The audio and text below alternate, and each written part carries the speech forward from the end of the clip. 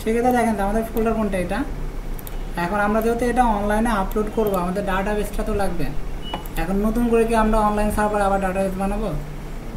এত কিছু তো করা সম্ভব না। তো সেক্ষেত্রে আমাদের যে ডাটাবেস আছে ওটার একটা ব্যাকআপ নিয়ে নিই।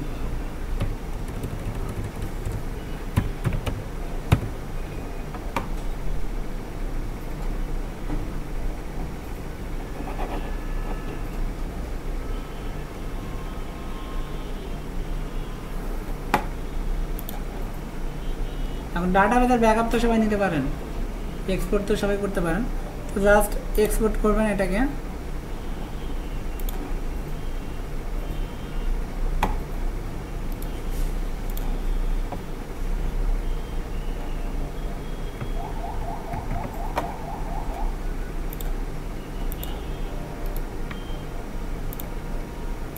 দেখেন এটা তো আমাদের ডাটাবেস। তাহলে আমরা দুটো ফাইল পাইছি, যে আমাদের যে ফাইলগুলো ছিল, যে পেজগুলো ছিল, সেই পেজগুলো আছে একটা জিপ ফোল্ডারে, আর আমাদের যে ডাটাবেসের ব্যাকআপ সেটাও আমরা পাশাপাশি রাখছি, তাই তো। তো এবার দেখেন তো আমরা ডোমেনে ঢুকবো আর কি। তো আমাদের ডোমেইন কোথায় পাবো? আপনার আছে? আচ্ছা, আমি এটাতে দিই, আর নষ্ট হয় আমাদেরটা হোক, আপনার টাকা রিস্ক নিচ্ছি না, ঠিক আছে। এবার দেখেন যে ফার্স্টে লিখতে হবে আপনার ডোমেইন নেম। আমাদের তো সি প্যানেলে যেতে হবে, তো সেক্ষেত্রে আমরা স্ল্যাশ দিয়ে সি প্যানেল লিখতে পারি, অথবা সি প্যানেল না লিখে আমরা যদি সরাসরি পোর্ট নাম্বার লিখে সেটা লিখেও যেতে পারি। তো সেক্ষেত্রে দেখেন যে আমি পোর্ট নাম্বার লিখলাম, সি প্যানেল আমি লিখবই না। পোর্ট নাম্বারটা হচ্ছে 2082। সবগুলোর জন্য কি একই হয়? হ্যাঁ, সবগুলো পোর্ট নাম্বার একই। সি প্যানেল আপনাকে যেতে হলে এই পোর্ট নাম্বার দিলেই হয়। তো সেক্ষেত্রে দেখেন তো আমাদের ফার্স্টে ডোমেইন নেম দিতে হবে, তারপরে পোর্ট নাম্বারটা দিয়ে আমরা যদি ইন্টার দিই, তাহলে দেখেন যে আপনার যে ইউজার নেম পাসওয়ার্ড একটা পেজ আসবে, এখানে আপনার ইউজার নেম দেবেন, পাসওয়ার্ড দেবেন। এখন ইউজার নেম পাসওয়ার্ডটা কোথায় পাবেন? আপনি যার কাছ থেকে ডোমেইনটা কিনবেন সে আপনাকে ইউজার নেম পাসওয়ার্ডটা দিবে। তো সেক্ষেত্রে আপনি ইউজার নেম পাসওয়ার্ডে জাস্ট লগ ইন করেন। আমার নেটের স্পিড এত ভালো, জানি না কী হবে।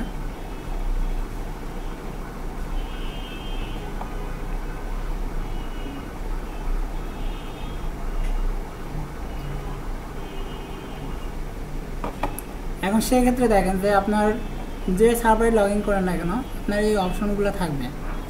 তো আমাদের অন্য অপশন নিয়ে তো কাজ নেই। আমাদের ফার্স্টে দেখেন যে ডাটাবেস, আমরা যখন লোকাল সার্ভার নিয়ে কাজ করছি তখন কিন্তু আমরা লিখছিলাম যে লোকাল হোস্ট, তার মানে কি আমাদের লোকাল সার্ভার, আর আমরা এখানে ডাইরেক্ট লিখছিলাম যে পিএইচপি মাই অ্যাডমিন, তাই না। আমরা পিএইচপি মাই অ্যাডমিনে ঢুকে এর আন্ডারে কী করছিলাম? ডাটাবেস ক্রিয়েট করছিলাম, সেই ডাটাবেসের আন্ডারে টেবিলও বানিয়েছিলাম এবং সেই টেবিলে ডাটাও ইনসার্ট করছি। কিন্তু মেন প্রবলেমটা হচ্ছে যে আমরা যখন লোকাল সার্ভার নিয়ে কাজ করছি তখন এর একটা ইউজার নেম ছিল না, ডিফল্ট ওয়ান ইউজার নেম কী ছিল? রুট। পাসওয়ার্ডটা কী ছিল? ফাঁকা। এখন সেক্ষেত্রে দেখা যায় আমরা তো এখন অনলাইন সার্ভার ইউজ করবো, তো ডিফল্ট রুট পাসওয়ার্ড ফাঁকা রাখলে হবে? আমাদের তো এবার ডাটাবেস লাগবে, সেই ডাটাবেসের আন্ডারে একটা ইউজার নেম লাগবে, সেই ইউজার আন্ডারে একটা পাসওয়ার্ডও লাগবে। তো সেই ক্ষেত্রে দেখেন যে আমরা যদি শুধু ডাটাবেস বানাইতে চাইতাম তাহলে এখানে যে পিএইচপি মাই অ্যাডমিন আছে এখানে যেও আমরা ডাটাবেস বানিয়ে কাজ করতে পারতাম। কিন্তু আমরা যদি এই অপশনে যে ডাটাবেস বানাই তাহলে ইউজার নেম পাসওয়ার্ডটা কিন্তু আমরা দিতে পারবো না।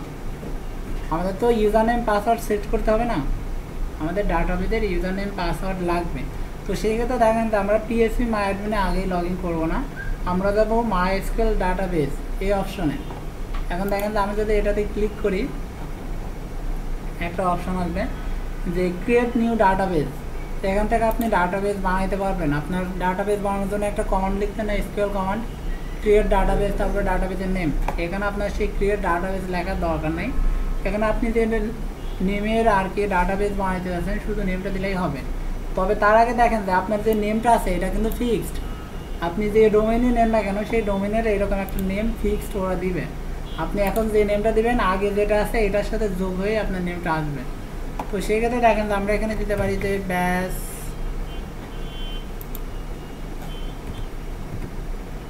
16, ঠিক আছে। এবার ক্লিক করি ক্রিয়েট ডাটাবেস। তাহলে দেখেন আপনার ডাটাবেসের নেম আছে এটা বাংলা সিবিটি, টিটা আসে নাই, জাস্ট সিবি, তারপরে দিচ্ছে ব্যাস 16।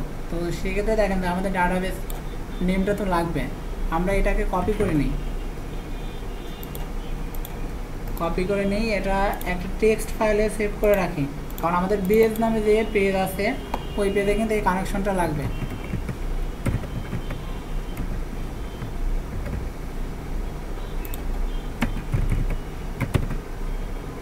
এটা হচ্ছে আমাদের ডাটাবেস নেম। তারপরে দেখেন যে গো ব্যাক ক্লিক করি, এখানে আপনার যে ডাটাবেস আছে সেই ডাটাবেসগুলো মডিফাই করতে পারেন। তো আমাদের তো আর মডিফাই করার দরকার নেই, আমরা তো নতুন করে ডাটাবেস বানাচ্ছি। তো নিচে যাই, এখানে আমাদের যে ডাটাবেস আছে আমরা যদি দেখতে চাই যে কী কী ডাটাবেস বানানো আছে, তাহলে এখানে দেখেন যে আমরা যে ডাটাবেসটা বানাইছি ব্যাচ 16, এটার দেখেন তো কোনো ইউজার নেম আছে? কোনো ইউজার নেম নেই। তার মানে আমাদের ইউজারটা সেট করতে হবে এবং সেই ইউজার নেমের আন্ডারে একটা পাসওয়ার্ডও সেট করতে হবে। তো সেক্ষেত্রে আমরা একটু নিচে যাই, এখানে দেখেন যে MySQL users add new user একটা অপশন আছে। তো এখানে আমরা একটা ইউজার নেম দেব, তো আমরা লিখতে পারি B16 ইউজার, জাস্ট আমাদের ইউজার নেমটা ডাটাবেসে যে ইউজার নেম হবে সেই ইউজার নেমটা আমরা দিলাম। দেওয়ার পর দেখেন এখানে একটা পাসওয়ার্ড দিতে হবে, একটা পাসওয়ার্ড। তো আমরা এখানে একটা পাসওয়ার্ড দিই,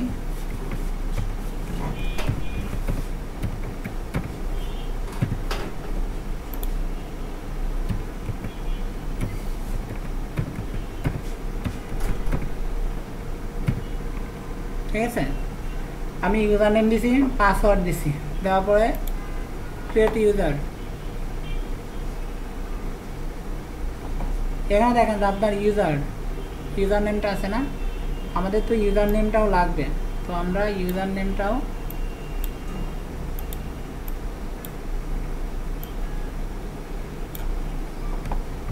কপি করে নিই।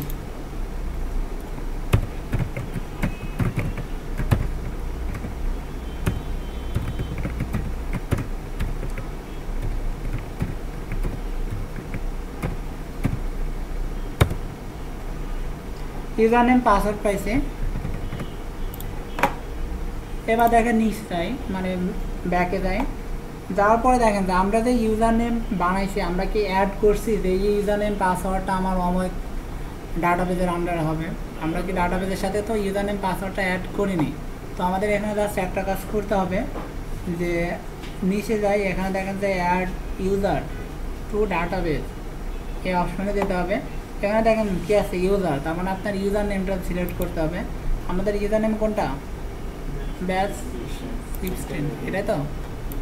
এবার আমাদের ডাটাবেস নেম কোনটা? এবার আমরা জাস্ট অ্যাড বাটনে ক্লিক করি। এখানে দেখেন যে আপনার কিছু অপশন আছে, আপনি যে ডাটাবেসটা বানাইছেন এই ডাটাবেসটা আপনি এডিট ডিলিট করতে চান কিনা। আপনি যেহেতু ডাটাবেস বানাইছেন তার মানে কি এটার অ্যাক্সেসিং মোড বা আপনার সব কিছু তো আপনার কন্ট্রোলটা তো আপনার ইসেই থাকতে হবে, যে আপনি ইচ্ছা করলে ডাটাবেসে ডাটা ইনসার্ট করবেন, ইচ্ছা করলে ডিলিট করবেন, ইচ্ছা করলে আপডেট করবেন, এগুলো তো আপনিই করবেন না, অন্য কাউকে করবেন। এখন আপনি যদি এখানে যে সিলেক্টটা আছে যে সবগুলো অপশন যদি সিলেক্ট না করেন, এটা যদি চেঞ্জ না করেন, তাহলে আপনি ডাটাবেস বানিয়েছেন ভালো কথা, বাট ওইটা আপনি ইচ্ছা মতো চেঞ্জ করতে পারবেন না। তো যার কারণে দেখেন আমরা চাচ্ছি যে সবগুলো আমরা করতে চাচ্ছি, যে ইনসার্ট করব, ডিলিট করব, তারপরে এটা আপডেট করব, সব কিছুই আমরা করতে চাচ্ছি। যার কারণে এখানে ক্লিক করলাম, দেখেন আমার সবগুলো সিলেক্ট আছে না, যে আমি সব কিছুই করতে চাচ্ছি। এরপর জাস্ট মেক সেন্স, এখানে দেখেন তো আমার কাজ মোটামুটি কমপ্লিট। আমরা ডাটাবেস বানাইছি, সেই ডাটাবেসের এগেনস্টে একটা ইউজার নেম, পাসওয়ার্ড এবং ওই সবগুলো আমরা যেন অ্যাক্সেস করতে পারি সেটাও আমরা চেঞ্জ করে দিছি। এখন যদি আপনি দেখতে চান যে আমরা ডাটাবেস বানাইছি, দেখেন আপনার ডাটাবেসের নেম, তারপরে এটা হচ্ছে আপনার ডাটাবেসের ইউজার নেম। এখন পাসওয়ার্ড দেখতে চাইলে পাসওয়ার্ড তো দেখাবে না, পাসওয়ার্ড কি দেখায়? পাসওয়ার্ড কোথাও দেখায় না, সেক্ষেত্রে আমরা পাসওয়ার্ড তো ইচ্ছা করে দেখতে পারবো না। তো আমাদের এখানকার কাজ মোটামুটি কমপ্লিট। আমরা এবার হোম পেজে যাই, এখানে দেখেন যে আমাদের যে ডাটাবেসের ব্যাকআপটা আমরা নিছি সেটা আমাদের কি করতে হবে? ইম্পোর্ট করতে হবে না। তো আমরা এবার যাবো কোথায়? PHP MyAdmin-এ। এবার আমরা ক্লিক করি PHP MyAdmin।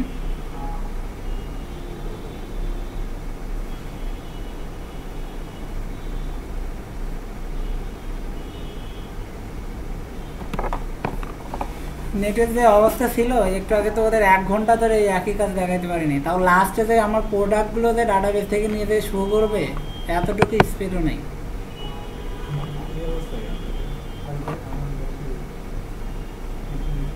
নেট লাইনের ওদের ওখানে ফোন দিছি, তারপরে তো আচ্ছা এটা ওপেন হইতে থাক, আমরা বাকি কাজটাকে করে আসি।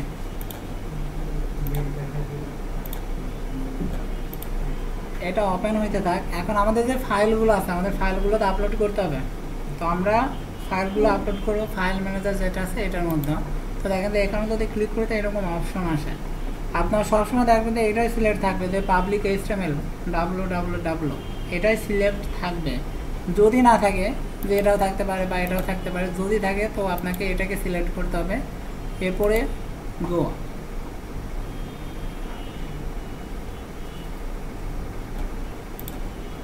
এই পেজটা ওপেন হতে এমনি সময় নেই, তারপরে মাইস্কুয়েল সার্ভার খুবই স্লো কাজ করে।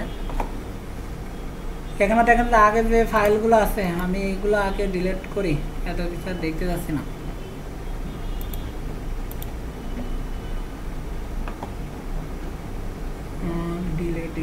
ডিলিট করি।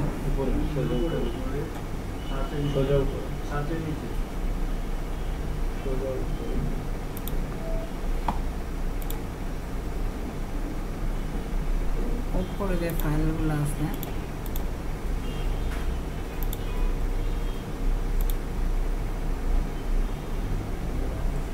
এবার দেখেন আমাদের এটা ফাইল ম্যানেজার, আমরা এটা ওপেন করছি। এবার জাস্ট আপলোডে ক্লিক করেন। এখানে আপনার ফাইলটা কোথায় আছে সেটা দেখে দিন। আমাদের ডেস্কটপে আছে না, ওটার নেমকে আমরা কি দিছিলাম, ব্যাস 6। এখন দেখেন আপনি যদি জিপ ফাইল না দিতেন, এখন আমি যদি অন্য ফাইল সিলেক্ট করি দিই ওটা জিপ করা নাই, সেটা কিন্তু ওপেন হবে। এটা দেখেন এটা ওপেন হচ্ছে। এখান থেকে আপনার একটা করে ফাইল সিলেক্ট করে দিতে হবে। তো আমরা এত ঝামেলায় না যাই, আমাদের যেহেতু জিপ করা আছে আমরা সেই ফোল্ডারটাই সিলেক্ট করি। এবার ওপেন, তাহলে আপনার জিপ ফাইলটা দেখেন যে আপলোড হবে।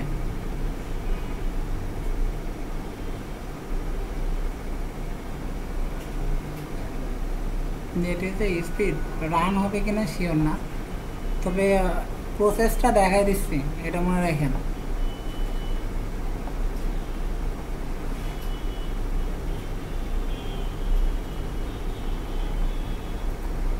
Upload complete. তো সেই ক্ষেত্রে আমরা এখানে যাই, জাস্ট একটা রিলোড দিই। আমাদের এখনও এটা আসে নাই, আসতে পারে। দেখেন আমাদের ফোল্ডার কোনটা, এটা না? এখন এটা তো আমরা জিপ করে রাখছি, এখন জিপ করা অবস্থায় কি আর ওয়েবসাইট রান হবে? এটাকে আনজিপ করতে হবে। তো এক্সট্রাক্ট যেটা আছে এটাতে ক্লিক করি, অবশ্যই ফোল্ডারটা সিলেক্ট থাকা অবস্থায়।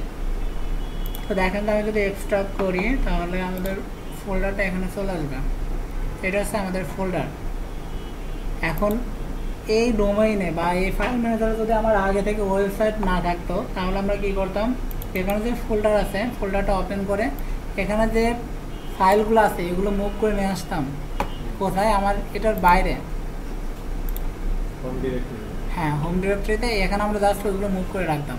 কিন্তু মেন কথা হচ্ছে যে আমার আগে থেকে তো এখানে একটা ওয়েবসাইট আছে, আমি যেহেতু আরেকজনের ডোমেইন নিয়ে কাজ করতেছি, তো সেক্ষেত্রে আমি যদি ওই ফাইলগুলো মুভ করে নিয়ে আসি তাহলে এটার ইন্ডেক্স পেজ তো রিপ্লেস হয়ে যাবে। তো সেই ক্ষেত্রে দেখা যাচ্ছে আমার আগের ওয়েবসাইটটা দেখাবে না। তো আমাদের এর ফাইল যেটা আছে এটা এখানেই থাক, নো প্রবলেম। কিন্তু এখন এইটা ওপেন হইতে হবে, এটাই তো ওপেন হয় না।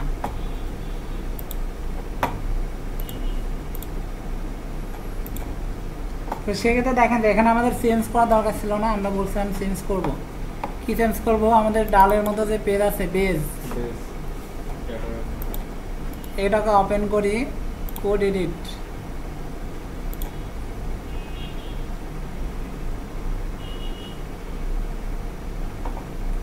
এখানে দেখেন যে আমরা যে ফাইলগুলো রাখছি আর ডাটাবেসটা রাখছি এটা একই সার্ভারে, তো একই সার্ভারে রাখছি না। তো সেই ক্ষেত্রে আমার এখানে যে লোকাল হোস্ট আছে এটা চেঞ্জ করা লাগবে না। আমি যদি ডাটাবেসটা আমার অন্য একটা সার্ভারে আছে আর আমার ফাইলগুলো এক সার্ভারে আছে, তো সেই ক্ষেত্রে আমার ডাটাবেসটা যে সার্ভারে থাকতো সেই সার্ভার নেমটা আমি এখানেই দিতাম। যেহেতু আমার ফাইল আর ডাটাবেস একই সার্ভার আছে, তো এখানে লোকাল হোস্ট চেঞ্জ না করলেও সমস্যা নেই, এটা লোকাল হোস্টই থাকবে। তারপর দেখেন যে রুট, এই রুটটা কী ছিল? User name. কিন্তু আমরা এখন যে ডাটাবেস নিয়ে কাজ করতে চাই এটার ইউজার নেম কি রুট আছে? এটার ইউজার নেম রুট নেই, তো সেক্ষেত্রে দেখেন তো এটার ইউজার নেম আছে এটা।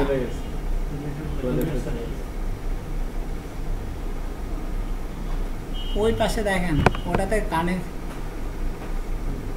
উপরে দেখেন তো ওটাতে লাইন আছে, উপরটাতে দেখেন লাইন আছে কিনা, উপরে উপরে ফ্যানের মাল্টিপ্লাগ লাগানো রয়েছে যেটা প্লাগ, ওখানে লাইন আছে। তাহলে এটা খুলে ওই জায়গায় লাগিয়ে দেন, তাইলে হবে। হ্যাঁ ওটা খুলেন,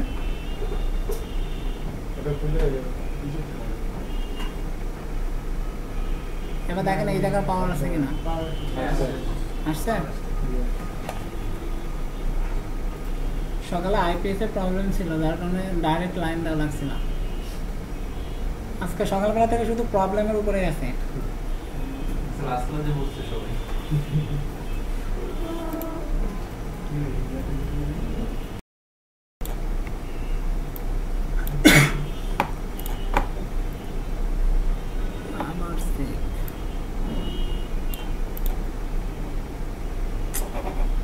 এতে এটা ওপেনই হয় না।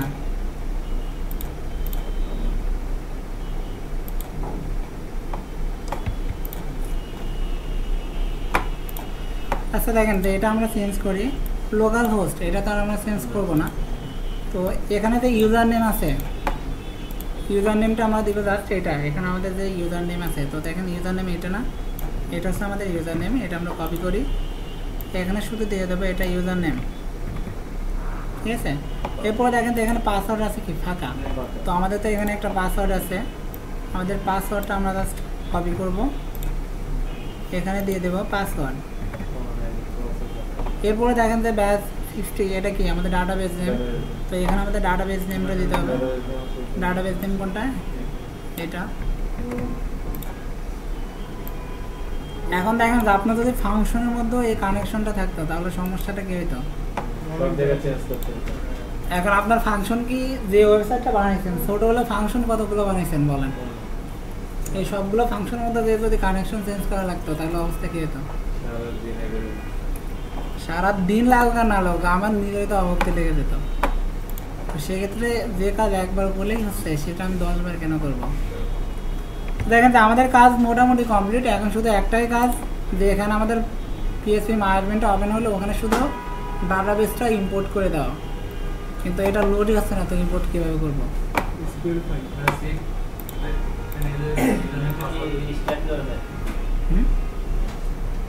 নেট কাজ হচ্ছে না, অনেকবার ট্রাই করছি, ডিসকানেক্ট করে কানেক্ট করলাম, ডিসেবল করলাম, আবার আনএবল করলাম, তাও কাজ হচ্ছে না। নেট লাইনে ওদের ফোন দিছি, ওরা বলতেছে আমাদের প্রবলেম নাই, আমরা এখানে পিং করছি আমাদেরও প্রবলেম নাই, আসলে প্রবলেমটা কার এটাই বুঝতেছি না।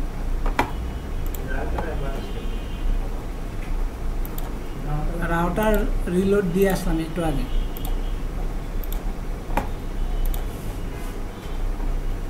এবার দেখি কি হয়।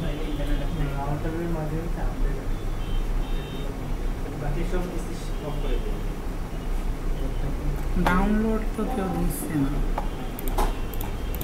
এখন শুধু এটা আপলোড ইম্পোর্ট করতে পারলেই হয়, তাহলে আমাদের কাজ শেষ।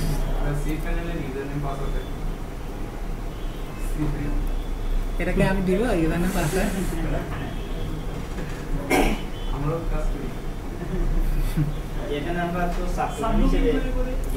হ্যাঁ এখন সাবডোমেইন হিসেবে আছে, আমরা যদি ওটা মুভ করে দিয়ে দেই তাহলে সাবডোমেইন না, ওটা আমরা জাস্ট দেখালাম না আমি ফাইলগুলো যেখানে আছে এগুলোর জাস্ট মুভ করে নিয়ে আসবো। এখানে দেখেন আমাদের ফোল্ডার আছে না, ফোল্ডারের মধ্যে তো আমরা ফাইলগুলো রাখছি, তো আমাদের ফাইলগুলো মুভ করে নিয়ে এসে শুধু এখানে হোম ডিরেক্টরিতে রেখে দেবো, তাহলে হবে আর কোনো সমস্যা নেই।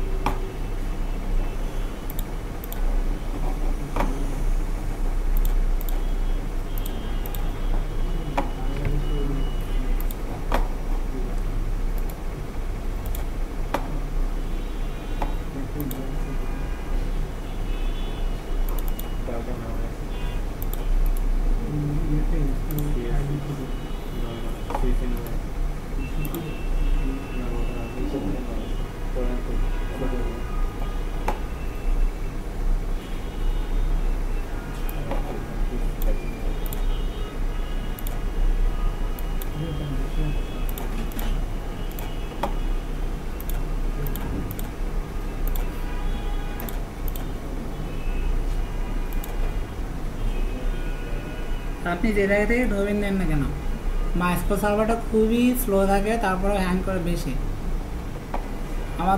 আমাদের সিএসএল ট্রেনিংয়েতে ডোমেইন ছিল, আমি একদিন তো ধরেন যে ফাইল ম্যানেজারে লগ ইনই করিনি, ঠিক আছে। তারপরে পরের দিন দেখি যে আমাদের ওয়েবসাইট আর দেখায় না। কেন দেখে না? পরে দেখি ইন্ডেক্স পেজ নাই। আমি ফাইল ম্যানেজারে লগ ইনই করিনি, আমি শুধু কাজ করছি ডাটাবেজে, মাইস্কেলে শুধু একটা ডাটাবেজে ইম্পোর্ট করে রেখে দিচ্ছি। পরে তো সবাই বলতেছে যে যেহেতু তোমার দায়িত্ব আছে, তুমি ছাড়া তো আর কেউ লগ ইন করে না, তো ইন্ডেক্স পেজ মিসিং মানে কি তুমিই করছো। আর না, আমি ওই দিন সারাদিন লগ ইনই করিনি, তারপর দোষ আমার। তো সার্ভার দেখা যাচ্ছে এরকম অনেক প্রবলেম আছে যে আপনি কিছু করতেছেন না, বা অটোমেটিক হচ্ছে, বা লোডই হচ্ছে না। আর বিশেষ করে মাইস্কুয়েল সার্ভারটা খুবই ফালতু, আমার নিজের কাছে খুব বিরক্ত লাগে, একদম স্লো কাজ করবে, তারপরে লগ ইন হবে না। এই পেজটা আসতে এমনি সময় লাগায়, তারপরে নেট স্পিড এত ভালো, লগ ইন হচ্ছে না। আচ্ছা, শুধু এটা ইম্পোর্ট তো করতে পারবেন। এটা যদি আসলে জাস্ট এরকম একটা পেজ আসবে, যেরকম আমরা লোকাল সার্ভারে কাজ করছি। আমরা যে লোকাল সার্ভারে কাজ করছি, যখন PHP MyAdmin ওপেন করছি, তখন যেরকম আসছে একদম সেম। এখন কাজের মতো আমাদের ডাটাবেসটা ওখানে বানানো থাকবে, ওখানে শুধু ইম্পোর্ট করে দেবেন। এখন যদি ওপেন না হয় কী করবো বলেন? দেখেন আপনাদের যেটা আছে অনলাইন সার্ভার, যেটা আছে আমরা যেটা ওপেন করতেছি, এটা যদি ওপেন হয় তাহলে একদম সেম এরকম আসবে। আপনি যদি এটা ওপেন করেন তাহলে একদম সেম এরকম আসবে, কোনো কিছুই আলাদা থাকবে না, একদম সেম। এখন দেখেন যে এখানে আপনার লেখা থাকবে যে যে ডাটাবেস বানাইছেন, উপরে এই জায়গা ধরুন যে আপনার থাকবে দুইটা অপশন। এখানে তো অনেকগুলো আছে, তাই না? এখানে শুধু এরকম দুইটা অপশন থাকবে, একটা সার্ভারের ডিফল্ট আর একটা যে আমরা যে ডাটাবেসগুলো বানাইছি সেটার উপর ক্লিক করবেন, দেখবেন যে আপনার সব ডাটাবেসগুলো, আপনি কতগুলো ডাটাবেস বানাইছেন সব ডাটাবেসগুলো থাকবে। তো সেখান থেকে দেখেন যে আমরা যে ডাটাবেস বানাইছি সেই ডাটাবেসটা শুধু সিলেক্ট করব, আর এখানে শুধু ইম্পোর্টে ক্লিক করব, করার পরে শুধু আমাদের ডাটাবেসটা ইম্পোর্ট করে দেবো। কাজ হচ্ছে এছাড়া আর কোনো কাজ নেই। আর এতটুকু যদি করতে পারেন, তারপরে ইউআরএল লিখবেন যে আপনারা যে ডোমেনে এটা রাখতেছি, ঠিক আছে, আমরা এটা যে ডোমেনে রাখতেছি সেই ডোমেনের নেম, আর যেহেতু এটা আমাদের একটা ফোল্ডার আছে, আমরা সাব ডোমেন হিসাবে ইউজ করছি, তো আমাদের ফোল্ডার নেম যেটা ছিল ব্যাস কত ছিল 60, তাই না? ওরকম ইম্পোর্ট দিলে হবে, কিন্তু আমাদের প্রোডাক্টগুলো কিন্তু আসবে না, কারণ আমাদের ডাটাবেসে কিন্তু ওগুলো আমরা ইম্পোর্টই করিনি। তো সেক্ষেত্রে আমাদের ডাটাবেসগুলো কিন্তু মানে প্রোডাক্টগুলো আমরা দেখতে পারবো না। দেখেন আমাদের ওয়েবসাইট ঠিক আছে, কিন্তু আমাদের প্রোডাক্টগুলো নেই। প্রোডাক্টগুলো আসবে কোথা থেকে? ডাটাবেস থেকে, কিন্তু ডাটাবেসে তো আমাদের সেই ডাটাবেসটা ইম্পোর্টই করতে পারতেছি না। তো ডাটাবেস থেকে আসবে কি করে? আমাদের শুধু একটা কাজ বাকি আছে, যে আমাদের যে ডাটাবেসটা আছে ওইটা ইম্পোর্ট করতে হবে। তো দেখেন তো এটা ট্রাই করেন, যদি না পারেন, আজকে তো হচ্ছে না, আমি এরপরে নিজে বানাই, এটা আমি ফেসবুকে দিয়ে রাখবো ভিডিওটা, ওখান থেকে নিয়ে নিন, সমস্যা নেই।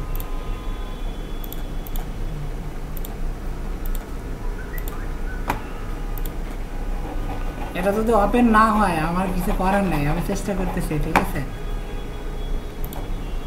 তো সেই ক্ষেত্রে জাস্ট এখন একটু কাজ বাকি ছিল, যে আপনাদের যে ডাটাবেস এটা সিলেক্ট করবেন, করার পরে জাস্ট ইম্পোর্টে ক্লিক করবেন, করার পরে এখানে আপনার যে ফাইলটা বাইরে ডেস্কটপে রাখছে শুধু ওই ফাইলটা সিলেক্ট করবেন, এরপরে ওপেন। ইম্পোর্ট তো সবাই করতে পারেন, তো এখন শুধু ইম্পোর্ট করলেই হবে। আর যদি ওয়েবসাইটটা রান করতে চান তাহলে ফার্স্টে আপনার যে ডোমেনের নেম আছে সেটা, তারপরে যদি আপনি সাব ডোমেন হিসেবে কাজ করেন তাহলে আপনার যে ফোল্ডার মতো ফাইলগুলো আছে মানে ইন্ডেক্স পেজটা আছে সেই ফোল্ডার নেমটা লিখতে হয়। এখন আমরা যদি এটা বাইরে লিখে রাখতাম, মানে আমাদের ফাইলগুলো যদি আমরা বাইরে মুভ করে দিতাম হোম ডিরেক্টরিতে, তাহলে আমাদের কিন্তু ওই ফোল্ডার নেমটা লেখা লাগতো না, আমরা শুধু আমাদের ডোমেন নেমটা লিখলেই আমাদের ওয়েবসাইটটা রান হইতো, ঠিক আছে। এখন না দেখাইতে পারলেও কিছু করার নাই, যদি মনে করেন যে না দেখাইতে পারলো না, তা আমি আপাতত কেটে দিলাম, যেহেতু রান হচ্ছে না, এটার পিছনে সময় নষ্ট করে লাভ নেই। এখন দেখেন গতদিন আমাদের একটা কাজ বাকি ছিল, যে কোয়ের একটা কাজ বাকি ছিল। আমরা বলছিলাম যে user name, password, repeat password, তারপর পাসওয়ার্ডটা স্ট্রং হচ্ছে না উইক হচ্ছে, এগুলো নিয়ে আমরা কাজ করব বলছিলাম। এগুলো নিয়ে আমরা গতদিন কাজও করছিলাম, শুধু মানে এক্সটার্নাল ফর্মটা বানিয়েছিলাম। গতদিনের যে ফোল্ডার ছিল সেটা ওপেন করি।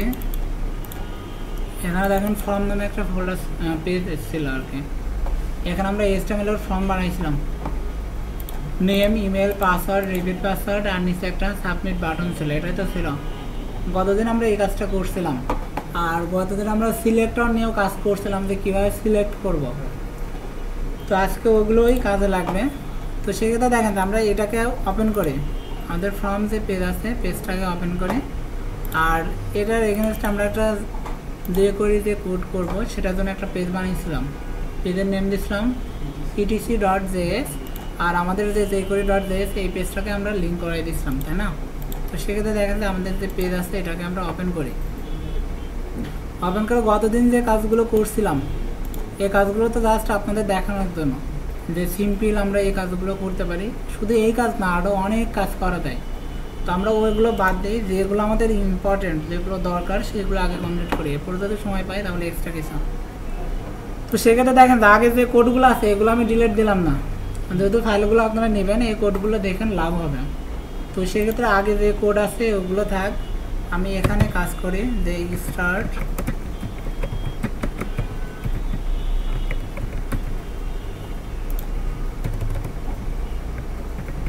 এখানে তাই আমাদের যে HTML পেজ আছে এখানে দেখেন তো আমরা গতদিন যে কাজ করলাম শুধু একটা ইনপুট ট্যাগ নিছি।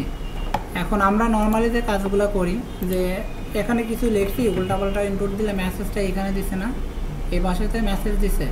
তো সেই ক্ষেত্রে দেখেন যে আমাদের তো মেসেজটাও দেখা লাগবে। তো আমরা এখানে একটা ট্যাগ নিই স্প্যান, একটা ক্লাস নিই অথবা আইডি নিই, ক্লাসই নিই, সব জায়গায় ক্লাস নিয়ে যেহেতু কাজ করছে। স্প্যান শেষ করি,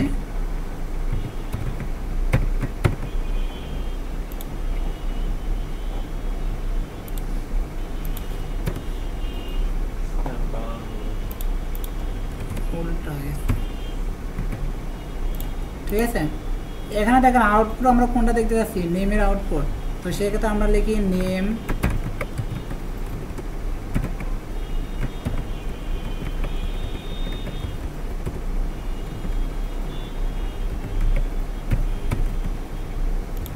নেম রেজাল্ট, যে নেমের ওই রেজাল্টটা আমরা এখানে দেখতে পাচ্ছি, ঠিক আছে? তো স্প্যান তো আমার আরও লাগবে, আমি এগুলোই কপি করি, বারবার লেখার ইচ্ছা নেই। তো এখানে দেখেন তো এটা কি ইমেল, তাহলে আমি এখানে নেম না লিখে লিখি ইমেল, ইমেল রেজাল্ট। এরপর কি আছে পাসওয়ার্ড, তাহলে এখানে লিখি পাসওয়ার্ড, পাসওয়ার্ড রেজাল্ট। এরপর দেখেন যে রিপিট পাসওয়ার্ড, আমার তো একটা মেসেজ দিতে হবে যে your password does not match. যদি ম্যাচিং না হয় তাহলে আমার মেসেজ দিতে হবে না। তো সেক্ষেত্রে দেখেন তো আমার স্প্যানটা আবার লাগবে, আমি স্প্যানটা কপি করি,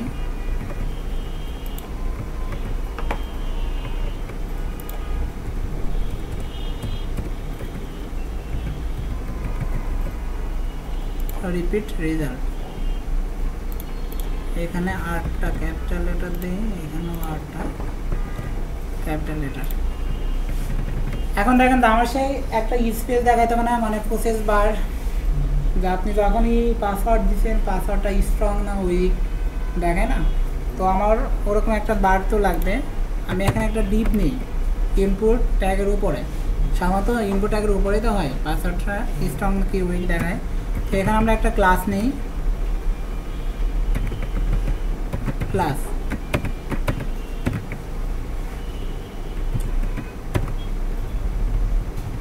ক্লাসের নেম লিখে দিলাম জাস্ট বার, যে কোনো একটা নেম দিলেই তো হয়, আমি জাস্ট একটা নেম দিয়ে রাখলাম। তাহলে দেখেন আমাদের মোটামুটি HTML কাজটা কমপ্লিট। যে আমরা এখানে লিখবো এটার আউটপুট পাশেই দেখতে পাচ্ছি, তারপরে এখানে লিখতেছি এটার আউটপুট আমরা পাশেই দেখতে পাচ্ছি আর কি। তো এখানে সেভ করি, সেভ করার পরে এবার jQuery জন্য যে পেজটা বানিয়েছি যে এই পেজে যাই। তো ফার্স্টে দেখেন যে আমাদের যে হোম আমাদের যে ইনপুট ট্যাগটা আছে, আমাদের এখানে যে ইনপুট ট্যাগটা আছে আমরা যদি এখানে লিখি সেই টেক্সটের উপরেই তো ডিপেন্ড করে আমরা মেসেজটা দেব, তাই তো? তো সেক্ষেত্রে আগে আমি এখানে লিখতেছি কি না এটা তো আমার সিলেক্ট হতে হবে। আমার এই ইনপুট ট্যাগটাকে সিলেক্ট করতে হবে না? তো ইনপুট ট্যাগটাকে আমি সিলেক্ট করব। এটা কিভাবে করব? তো ফার্স্টে দেখেন যে আমরা $সাইন লিখি, এরপর আমরা লিখি কি আপ ফাংশন। এখন নর্মালি দেখেন যে আমরা যে কি আপ ফাংশনটা কেন লিখলাম, যে আমরা এখানে এক এক কি মানে এক একটা ওয়ার্ড করে লিখবো এবং এই লেখার উপর ডিপেন্ড করে তো আমার কাজগুলো হবে। এখন আমি যদি চাইতাম যে এটার উপর আমি ক্লিক করলে আমার কাজগুলো হবে, তাহলে আমি লিখতাম ক্লিক ফাংশন। যদি চাইতাম যে এটার উপর ডাবল ক্লিক করলে আমার কাজ হবে, তাহলে আমি লিখতাম ডিবিএল যে ক্লিক আছে ওই ফাংশনটা। তো আমি চাচ্ছি যে আমি যখন এখানে ক্যারেক্টার লিখবো, এই ক্যারেক্টার উপর লেখার উপর ডিপেন্ড করে আমার কাজগুলো হবে। যার কারণে আমি এখানে একটা ফাংশন দেখলাম, সেটা হচ্ছে কি আপ। এখন কি আপ আর একটা হচ্ছে ডাউন। আপ আর ডাউনের মধ্যে পার্থক্য এটা একটু পরে দেখি, আগে সিলেক্ট করি, ঠিক আছে? তো সেক্ষেত্রে দেখেন আমরা সিলেক্ট করব কোনটাকে, এই ইনপুট ট্যাগ যেটা আছে এটাকে আমরা সিলেক্ট করব, তাই তো? তো এখানে দেখেন যে একটা ক্লাস ডিক্লেয়ার করছি, ক্লাসের নেম দিয়েছি কি নেম। তো আমি যদি এটাকে সিলেক্ট করতে চাই তাহলে আমার ওখানে যে নেমটা আছে, ক্লাসের যে নেমটা আছে সেটা আমাকে লিখতে হবে। এখন আমি ওটা কি ডিক্লেয়ার করছি, আইডি না ক্লাস? যদি ক্লাস ডিক্লেয়ার করে থাকি তাহলে এখানে অবশ্যই একটা ডট। তার মানে কি এবার আমি ওটাকে সিলেক্ট করতে পারছি, আর এখানে আমি একটা ফাংশন ইউজ করছি, সেটা হচ্ছে কি আপ। তো এখানে দেখেন যে আমি একটা ফাংশন নিব, ফাংশন। এখন এই কি আপ ফাংশনটা কি কাজ করবে? আসলে যে কি আপ ফাংশন দিয়ে আমরা কি কাজ করি এটা আমরা একটু চেক করি, ঠিক আছে? তবে চেক করার আগে আমরা একটা কাজ করতে পারি, যে এর মধ্যে আমরা যে ভ্যালুটা লিখতেছি, এখানে দেখেন আমরা যেটা লিখতেছি এটা তো ভ্যালু। কিসের ভ্যালু? এই ইনপুট ট্যাগের ভ্যালু। এখন এখানে যে টেক্সটটা আমরা লিখতেছি, আমরা যাচ্ছি এই টেক্সটটা আমরা একটা ভেরিয়েবলে লোড করে নিব। এটা কিভাবে লোড করব? আমরা যদি পিএইচপিতে কাজ করতাম তাহলে কি করতাম, যে এখানে যে নেম আছে সেই নেমটাকে ধরে এর মধ্যে ভ্যালুটা আমরা লোড করে নিয়েছি না?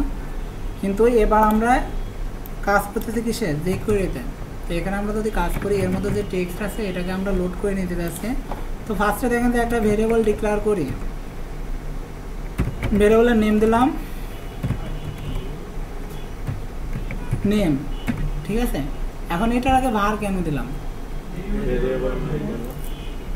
যাক, বুঝতে পারছেন।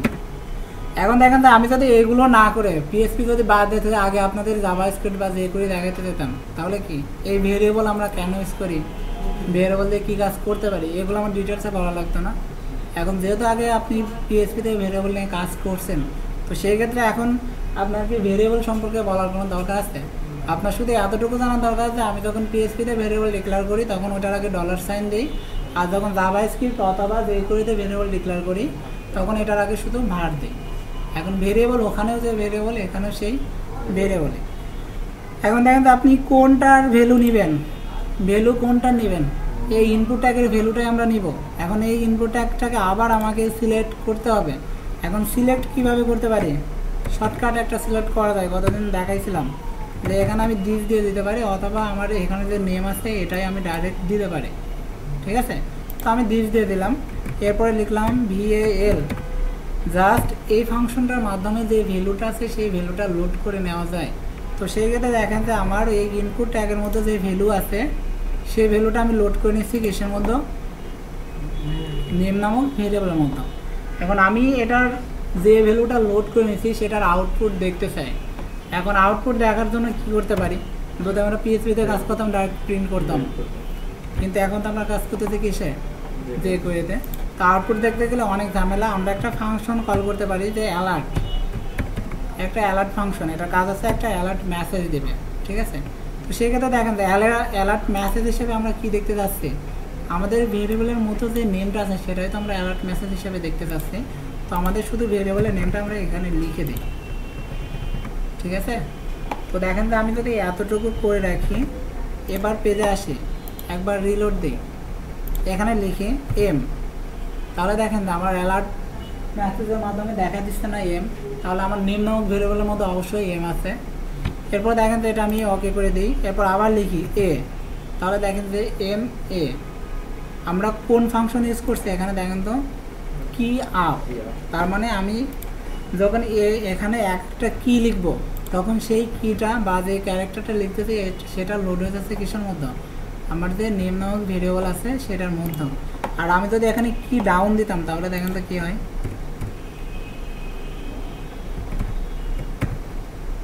কি ডাউন, ঠিক আছে। এখানে লিখি এ, আউটপুট আছে, তার মানে সবসময় এক একটা কি, আমি এখানে এ লিখছি এরপরে যদি বি লিখি, ঠিক আছে, এটা দেখেন ওকে করে দিলাম, আবার লিখলাম বি, এবার আমার লোড হয়েছে কি এ, সবসময় একটা কিন্তু এখানে থেকে যাচ্ছে। এখন আমি যদি কি ডাউন নিয়ে কাজ করি তাহলে বলেন তো আপনার পাসওয়ার্ড, দুটা পাসওয়ার্ড কি সবসময় ম্যাচিং হবে? কোনোদিনও ম্যাচিং হবে না। আপনি সব কিছু ঠিকঠাক দিচ্ছেন, এখানেও যা দিচ্ছেন এখানেও তাই দিচ্ছেন, কিন্তু আপনার এটা কিন্তু ম্যাচিং হবে না। তো সেক্ষেত্রে আমরা কি ডাউন ইউজ করবো না কি আপ ইউজ করবো? আমরা ইউজ করবো কি আপ। এখন আপনি যদি মনে করেন যে আমি এখানে ক্লিক ইউজ করবো, ক্লিক ফাংশন, ঠিক আছে, এখানে যদি কি ডাউনও বাদ দিই, এখানে আমি ইউজ করলাম ক্লিক ফাংশন, সেক্ষেত্রে দেখেন যে আমি এখানে ক্যারেক্টার লিখতে পারবো না, এখানে ক্লিক করলে আমার মেসেজটা চলে আসতেছে, তার মানে আমি যখনই ক্লিক করতেছি তখন আমার ক্লিক ফাংশনটা কাজ করতেছে। তাহলে এখানে তো আর আমরা ক্লিক ফাংশনে ইউজ করতে পারবো না, আমাকে তো এখানে টেক্সট করে লিখতে হবে। তো সেক্ষেত্রে আমরা এখানে ক্লিক ফাংশন ইউজ করতে পারবো না। সে মাউস হবার যেটা আছে, তারপরে মাউস ইন্টার, মাউস স্লিপ, যে ফাংশনগুলো আছে এগুলোও কিন্তু আমরা ইউজ করতে পারবো না।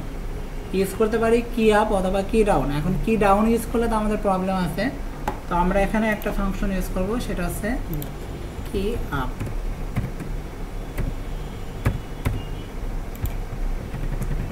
ঠিক আছে, তো সেক্ষেত্রে দেখেন তো এবার আমরা যদি কিছু লিখি তাহলে এটা মেসেজ দিচ্ছে, তার মানে আমরা যতটুকু কোড করছি ঠিক আছে। তো আমাদের অ্যালার্ট মেসেজ দেওয়ার তো উদ্দেশ্য নেই, আমাদের যে কাজগুলো সেগুলোই করতে হবে। তো দেখেন যে এখানে আমি লিখবো কি নেম, তাই না, কিন্তু আমি চাচ্ছি যে নেম লিখতে হলে তো অবশ্যই আমাকে এখানে লিখতে হবে। আমি যদি এখানে নেম লিখি তাহলে অবশ্যই আমার কি লিখতে হবে, ক্যারেক্টার। তো এখন কারোর নেম কি এরকম হয়, এরকম কি কারোর নেম হয়?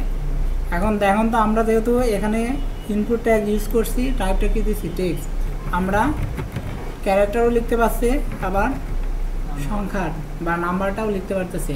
কিন্তু প্রবলেমটা আছে কি, যে এখানে আমি নিতে চাচ্ছি ইনপুট নেম, যে নেম বাদে অন্য কিছু লেখা যাবে না, সংখ্যা লেখা যাবে না। তো আমরা এরকম একটা কন্ডিশন দিব যে এখানে শুধু সংখ্যাই লিখতে পারবেন, ক্যারেক্টার লিখতে পারবেন, সংখ্যা লিখতে পারবেন না। তো সেক্ষেত্রে আমরা এখানে জাস্ট একটা ভেরিয়েবল নেই, যে ভার ভেরিয়েবলের নেম দিলাম নেমস, সমস্যা একটা নেম আর এটা নেমস, ভেরিয়েবল তো দুইটা তো আর এক হচ্ছে না। তো সেক্ষেত্রে দেখেন যে আমি এখানে একটা স্ল্যাশ দিতে পারি, তারপরে এটা দিতে পারি প্লাস $, হ্যাঁ। এখানে আমি একটা কন্ডিশন দিতে যাচ্ছি যে আমি শুধু সংখ্যা দিতে পারবো অথবা শুধু নাম্বার দিতে পারবো, ক্যারেক্টার দিতে পারবো। এখানে আমি যেটা ডিফাইন করে দেবো সেটাই হবে, এখানে আমার যেটা ইনপুট দেওয়ার দরকার আমি সেটাই দিতে পারি।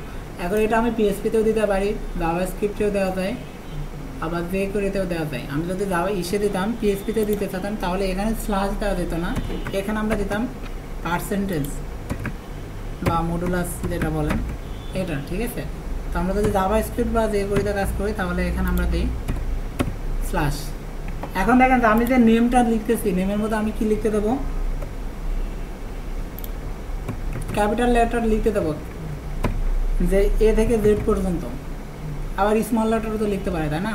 তো আমি স্মল লেটারও লিখতে দেবো এ থেকে জেড পর্যন্ত। আর সংখ্যাকে আমি লিখতে দেবো, আর কোনো কিছু তো আমি লিখতে দেবো না। এখানে তো স্পেশাল ক্যারেক্টার আছে, ডট আছে, আন্ডারস্কোর আছে, এগুলো আমি লিখতে দিব না, সে শুধু ক্যারেক্টারে লিখতে পারবো। তো সেক্ষেত্রে দেখেন যে আমি জাস্ট এটা সেভ করে রাখলাম একটা ভেরিয়েবলের মধ্যে। তো দেখেন যে আমি আগে ফার্স্টে চেক করতেছি যে নেম নামক ভেরিয়েবলের মধ্যে কোনো কিছু আছে কিনা, মানে আপনি এখানে কোনো কিছু লিখছেন কিনা। যদি লিখে থাকেন তাহলে ভালো, আর যদি না লিখে থাকেন তাহলে এই পাশে আমার দেখানো উচিত না যে প্লিজ টাইপ ইউর নেম, একটা টেক্সট তো দেখানো উচিত।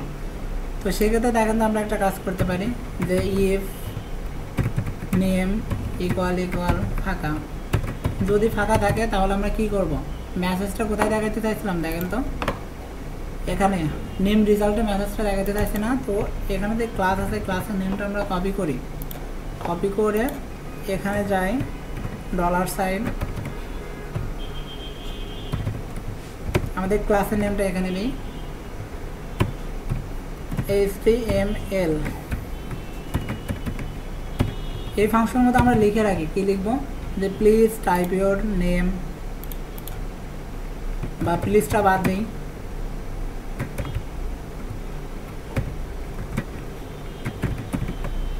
Type your name. আর যদি কিছু লেখা থাকে তাহলে একটা কিছু তো দরকার, আপনি যখন একটা নেম লিখছেন তাহলে কি আপনার এটা মেসেজ দেখানোর দরকার আছে? বা দেখেন তো আমরা এতটুকুই করি, এখানে আমি কিছু একটা লিখছি, লিখে তখন কেটে দিছি, কেটে দেওয়ার পরে তো অবশ্যই দেখানোর দরকার। আচ্ছা দেখি এই জায়গায় ভুল করছি কিনা,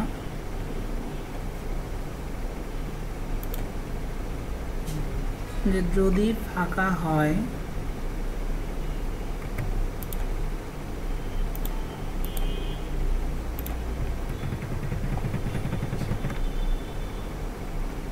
নেম ইকুয়াল ফাঁকা, নেম রেজাল্ট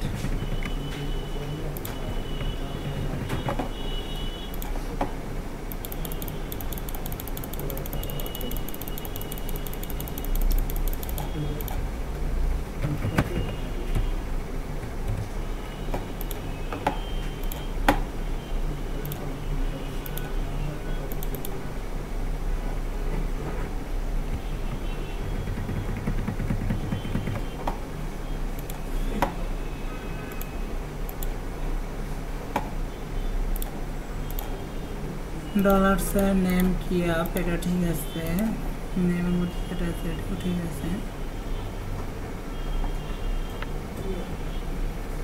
তাহলে এটা দেখাচ্ছে না কেন?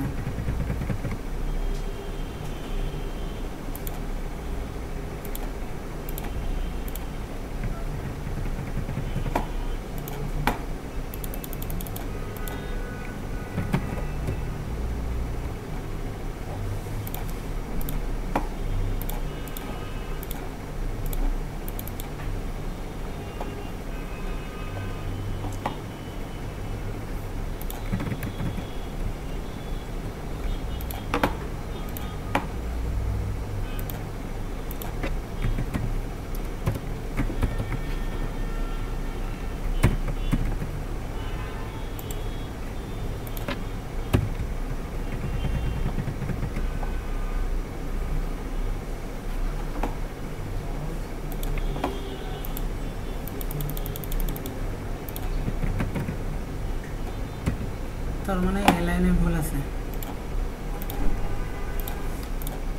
আজকে ঘুম থেকে ওটাই লস হয়েছে, আজকে অফিসে না আসলেই বেটার হইতো। সকাল থেকে শুধু প্রবলেম আর প্রবলেম।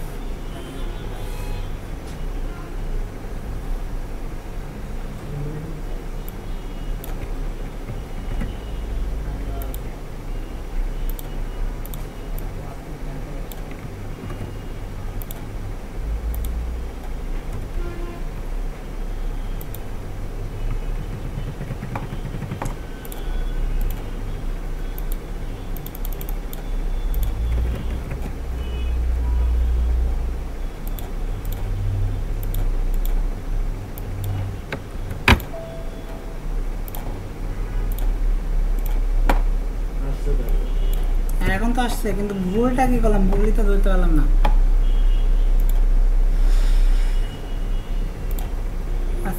যাই হোক। আচ্ছা দেখেন যে আমরা কোনো কিছু লিখছি, লিখে এটা যদি কেটে দিই, পাশে টাইপ ইউর নেম আছে তো, এখানে আমরা যে কাজটা করছি যে আমাদের যে নেম নামক যে ভেরিয়েবলটা আছে, আমরা শুধু একটা কন্ডিশন দিচ্ছি যে যদি নেম নামক ভেরিয়েবলটা ফাঁকা থাকে তাহলে আমাদের যে মেসেজ অপশন আছে, যে এখানে শুধু একটা মেসেজ দেবে, কি লেখা দেখাবে যে টাইপ ইউর নেম। এখন আপনার যদি এখানে যায় যে যদি ইলসে যায়,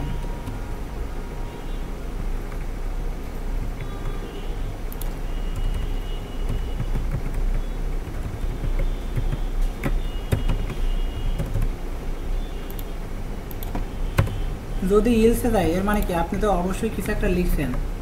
যদি আপনি দেখেন তো এখানে যদি লিখেন, আপনি লিখছেন কেটে দিচ্ছেন তারপরে টাইপ ইউর নেম দেখাচ্ছে, ঠিক আছে, কিন্তু আপনি যখন আবার লিখতেছেন তার মানে কি অবশ্যই কিছু একটা তো লিখছেন।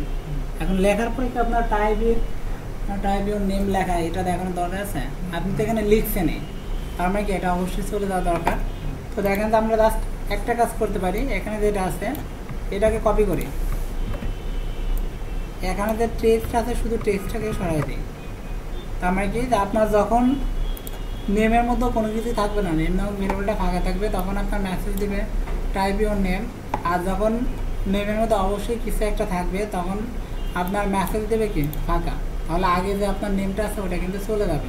তো সেক্ষেত্রে দেখেন যে আমরা এটা যদি সেভ করি, সেভ করার পরে এবার এখানে জাস্ট রিলোড দিই, এখানে দেখেন ফার্স্টে কিছু একটা লিখছি, সমস্যা নেই, কেটে দিচ্ছি, দেওয়ার পরে দেখেন টাইপ ইউর নেম দেখাচ্ছে। এবার আপনি কিছু একটা লেখান, ওইটা চলে গেছে না, মেসেজটা চলে গেছে।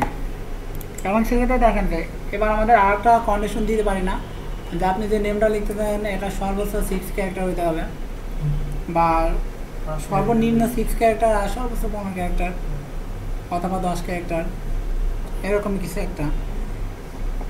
তো সেক্ষেত্রে দেখেন আমরা যদি মেসেজ দিতে চাই যে সর্বনিম্ন 5 ক্যারেক্টার আর সর্বোচ্চ 10 ক্যারেক্টার থাকতেই হবে।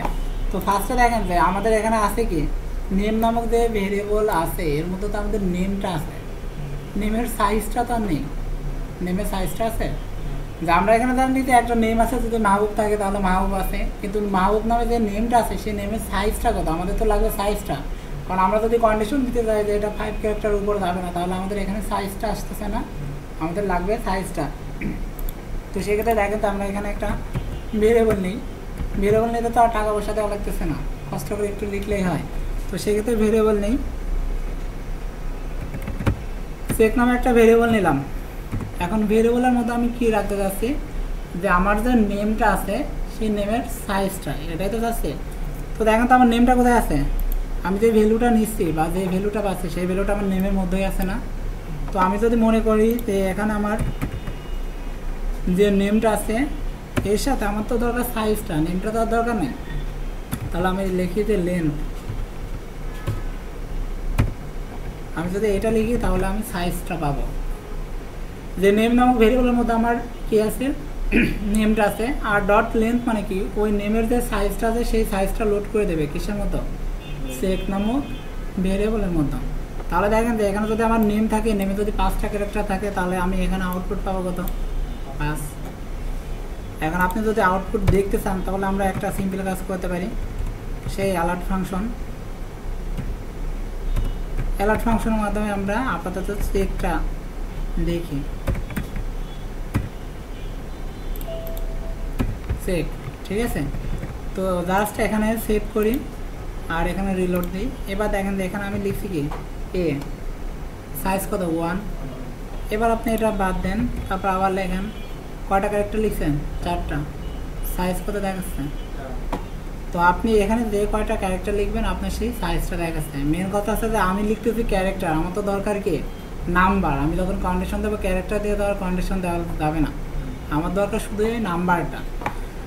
তো সেই কথা দেখেন আমরা যদি নাম্বারটা নিতে পারি, এবার একদম সিম্পল ব্যাপার, আমরা কন্ডিশন দেব, কোথায় দেব, এখানে দেবো না ইলসের মধ্যে দেবো, ইলসের মধ্যে দেবো। যদি এখানে দিই তাহলে তো ওই কন্ডিশন উপর কাজ করবে না। তো আমরা ইলসের মধ্যে আগে কন্ডিশন দেব যে ইফ চেক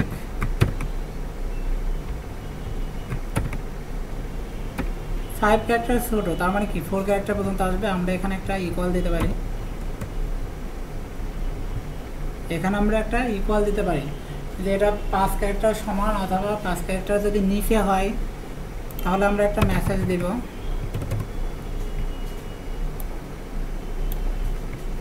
মেসেজটা তো আমরা ওই এক জায়গায় দিব, নেম রেজাল্ট, নেম নিয়ে যত কাজ করবো মেসেজ আমরা এক জায়গায় দিব। তো সেই ক্ষেত্রে দেখেন তো এখানে কি লিখবো, जो मिनिमाम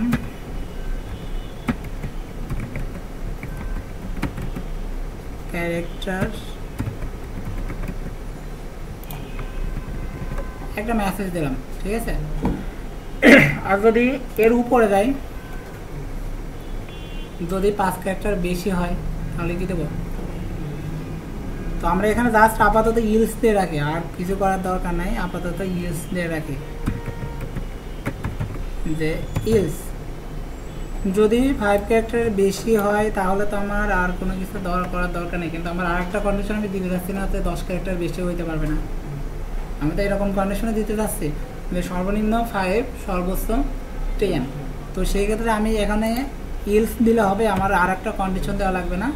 তাহলে আমি এখানে দিতে পারি যে ইলস ইফ, এখানে আবার কন্ডিশন দিই যে এটা যদি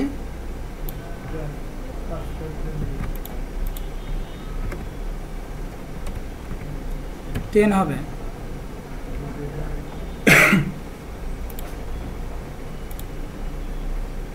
এটা ইকুয়ালটা আমরা বাদ দিই,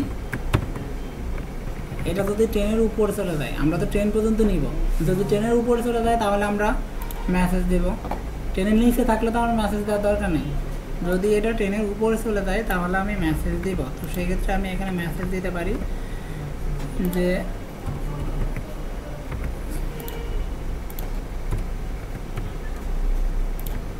ক্যারেক্টার, ঠিক আছে। এবার আমি এখানে একটা ইউজ দেব,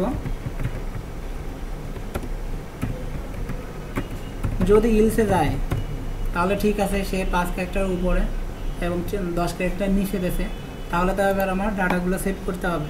তবে সেভ করার আগে আমাদের তো আর মেসেজ দেখানোর দরকার নেই, দরকার আছে যদি সে ঠিকঠাক ইনপুট দিয়ে রাখে তাহলে তো আর আমার মেসেজ দেখানোর দরকার নেই। তো আমি জাস্ট মেসেজটা তুলে দিলাম। তো সেক্ষেত্রে দেখেন যে এবার আমরা এখানে জাস্ট একটা রিলোড দিই, এখানে একটা ক্যারেক্টার লিখি, দেখেন 5 ক্যারেক্টার নিচে আছে না। এখন এটাকে যদি আমি তুলে দিই তাহলে দেখেন যে টাইপ ইউর নেম, মানে নেমটা টাইপ করতে বলতেছে। আমি যদি ক্যারেক্টার লিখি তাহলে দেখেন যে একটা মেসেজ দিচ্ছে যে মিনিমাম 5 ক্যারেক্টার লিখতে হবে। তো আমি একটা লিখছি, 2টা 3টা 4টা 5টা, যখনই 6টা লিখবো তখন দেখেন যে আর মেসেজ নেই। আবার যখন 10টার বেশি হয়ে যাবে তখন কিন্তু লেখা দেখা গেছে যে ম্যাক্স 10 ক্যারেক্টার। তাহলে আমরা যেটা করতে পারছি তো, যে সর্বনিম্ন 5 ক্যারেক্টার, সর্বোচ্চ 10 ক্যারেক্টার। এখন 10 ক্যারেক্টার মধ্য দিলে যে ও কারেক্ট ডাটা দিচ্ছে এমন কোনো গ্যারান্টি আছে? ও যদি এরকম দেয় 5 ক্যারেক্টার ঠিক আছে, তারপর চলে গেছে না। এখন আবার যদি এরকম লিখতে থাকে 10 ক্যারেক্টার, আমার তো এই ডাটাগুলো তো চেক করতে হবে যে ভ্যালিড ডাটা দিচ্ছে কিনা। যে এখানে আমি শুধু লিখবো নেম কিন্তু দিয়ে দিচ্ছে সংখ্যা, তাহলে তো আর নিব না। তো আমাকে চেক করতে হবে যে নেম যেটা লিখছে এটা ক্যারেক্টার লিখছে না সংখ্যা লিখছে। তো উপরে তো আমরা একটা কন্ডিশন সেভ করে রাখছি না কন্ডিশনটা। তো আমরা জাস্ট এখানে ওটা দিয়েই চেক করব কোথায়, ইলসের মধ্যে, কারণ এই দুটার মধ্যে গেলে তো দুটা মেসেজ দিয়ে দিচ্ছে 5 ক্যারেক্টার 10 ক্যারেক্টার। যদি 5 আর 10-এর মাঝামাঝি পজিশনে থাকে তাহলেই তো আমরা চেক করব, মানে ডাটাগুলো নিব। তো সেক্ষেত্রে দেখেন যে এখানে আমার চেক করার দরকার। আমি এখানে আবার ইফ নিতে পারি, ইফ স্টেটমেন্ট এখানে নিতে পারি যে ফার্স্ট আগে নট সাইন নেই, তারপর উপরে দেখেন আমাদের ভেরিয়েবলের নেম কি, নেমস, তাই না। নেমস ডট টেস্ট, কোন ভেরিয়েবলটা টেস্ট করব, নেম। তাহলে দেখেন যে এবার কন্ডিশনটা কিন্তু আমাদের উল্টাবে। যদি মিল না থাকে তাহলে আমরা কি দেখাবো, একটা মেসেজ দিতে হবে না যে আপনার যেখানে ক্যারেক্টার লেখা দরকার আপনি সেখানে নাম্বার লিখে দিয়েছেন, তাহলে আমার তো একটা মেসেজ দিতে হবে যে এখানে ক্যারেক্টার লিখতে হবে। তাহলে আমি লিখি যে প্লিজ,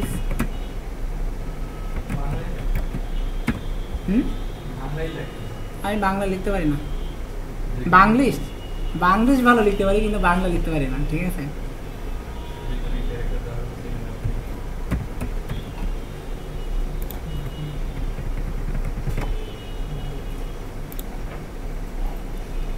আর দেখেন যে ও যদি ঠিকঠাক লেখে, যদি সংখ্যায় লিখে বা সংখ্যাবাদে যদি ক্যারেক্টার লিখে, তাহলে তার আমার কোনো মেসেজ দেখানোর দরকার নেই। দরকার আছে তো আমি এখানে ইলস দিতে পারি, ইলসের মধ্যে এটা দিয়ে দিই।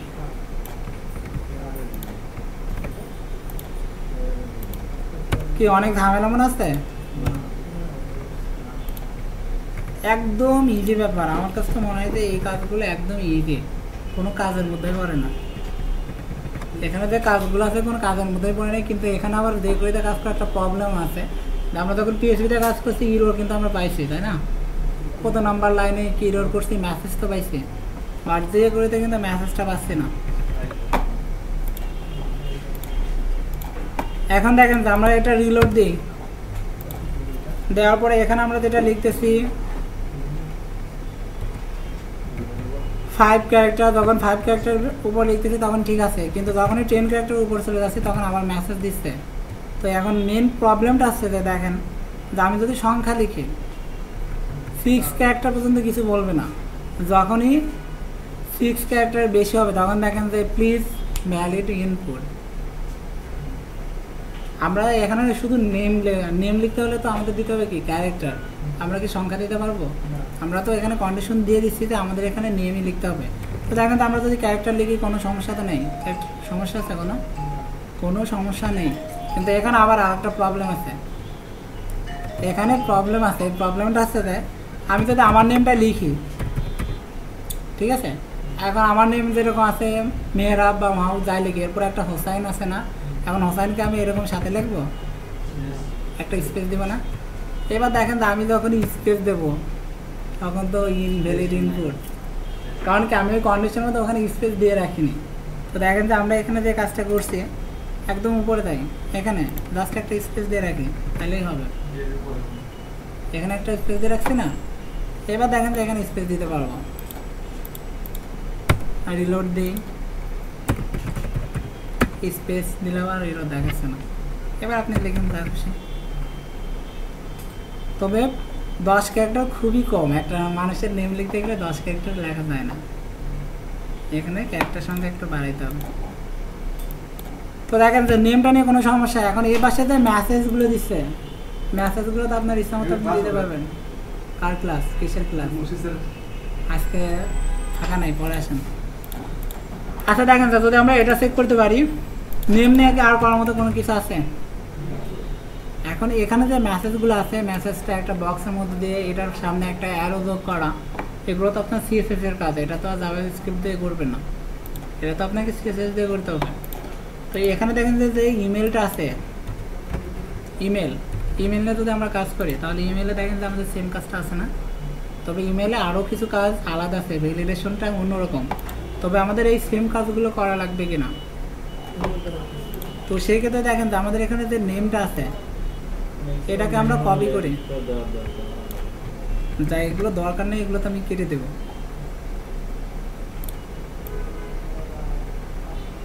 যেহেতু 5টা থেকে ক্লাস আছে, আর আধা ঘন্টা সমস্যা নেই। আচ্ছা দেখেন যে এবার আমরা ইমেলে কাজ করব, তো সেক্ষেত্রে কি এখানে অবশ্যই ইমেল আসবে। আমরা এখানে লিখি ইমেল, ঠিক আছে, এখানে আমাদের ভেরিয়েবল দিব ইমেল,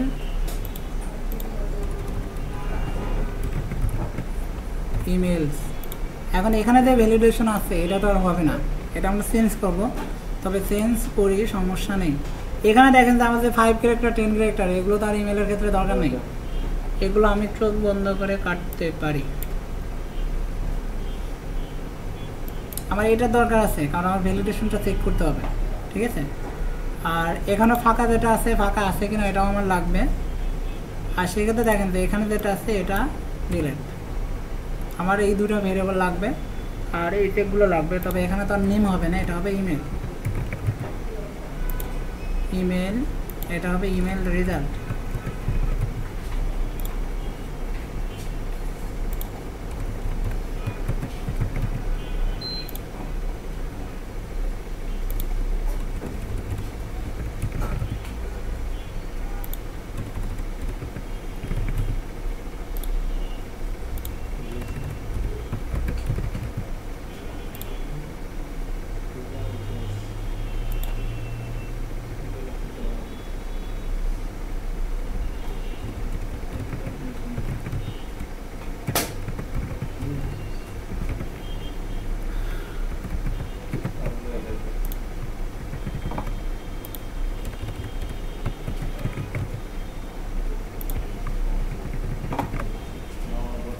সব কিছু ঠিক আছে, শুধু চেঞ্জ হবে এখানকার যে কন্ডিশন আছে এটা, ঠিক আছে।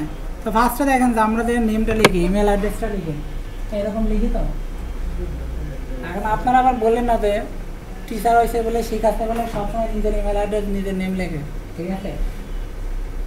আচ্ছা, আমার আঙ্কেলের নেম লিখলাম, তাহলে তার সমস্যা নেই।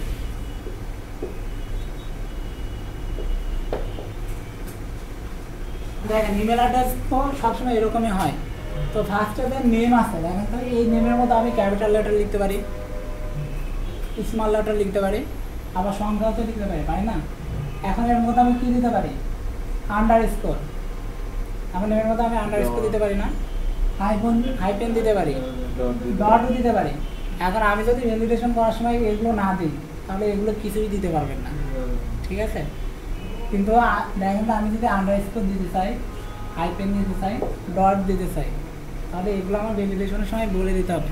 তো সেক্ষেত্রে দেখেন তো আমাদের যে ফার্স্টে যে নেমটা আসবে, নেমের মধ্যে আমাদের ক্যাপিটাল লেটার থাকতে পারে, স্মল লেটার থাকতে পারে, তারপরে আন্ডার স্কোর থাকতে পারে, হাইপেন থাকতে পারে, ডট থাকতে পারে, তারপরে সংখ্যাও থাকতে পারে।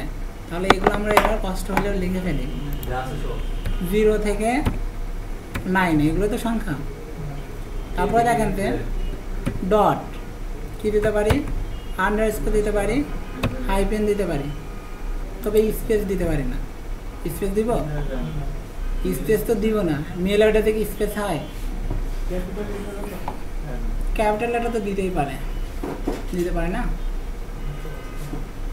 ক্যাপিটাল লেটার দেওয়া যেতে পারে। এরপর দেখেন যে আমার নেম শেষ, @ থাকতে হবে না। এটা বাদে কি আপনার ইমেল অ্যাড্রেস হবে? এটা তো আপনাকে মাস্ট বি দিতেই হবে। তাহলে আমরা এখানে লিখতে পারি @ এরপরে কি আছে দেখেন তো, আপনার এই যে জিমেল অথবা ইয়াহু লিখতে হবে না। এখন কেউ কি এরকম লিখতে পারেন যে ইয়াহুর মধ্যে জিমেল লিখছে, এরপরে 1 অথবা 2 দিয়ে বানানোর মতো লিখছেন, অথবা জিমেলের পরে 2 দিচ্ছেন, gmail2.com, এরকম কিছু লিখতে পারেন? এখানে আপনাকে অবশ্যই ক্যারেক্টারই লিখতে হবে, সেটা ক্যাপিটাল লেটার হোক অথবা স্মল লেটার হোক, যেটাই হোক শুধু ক্যারেক্টারই লিখতে হবে, আপনি কিন্তু নাম্বার লিখতে পারেন না। তো সেই ক্ষেত্রে এখানে আমরা কি দেবো,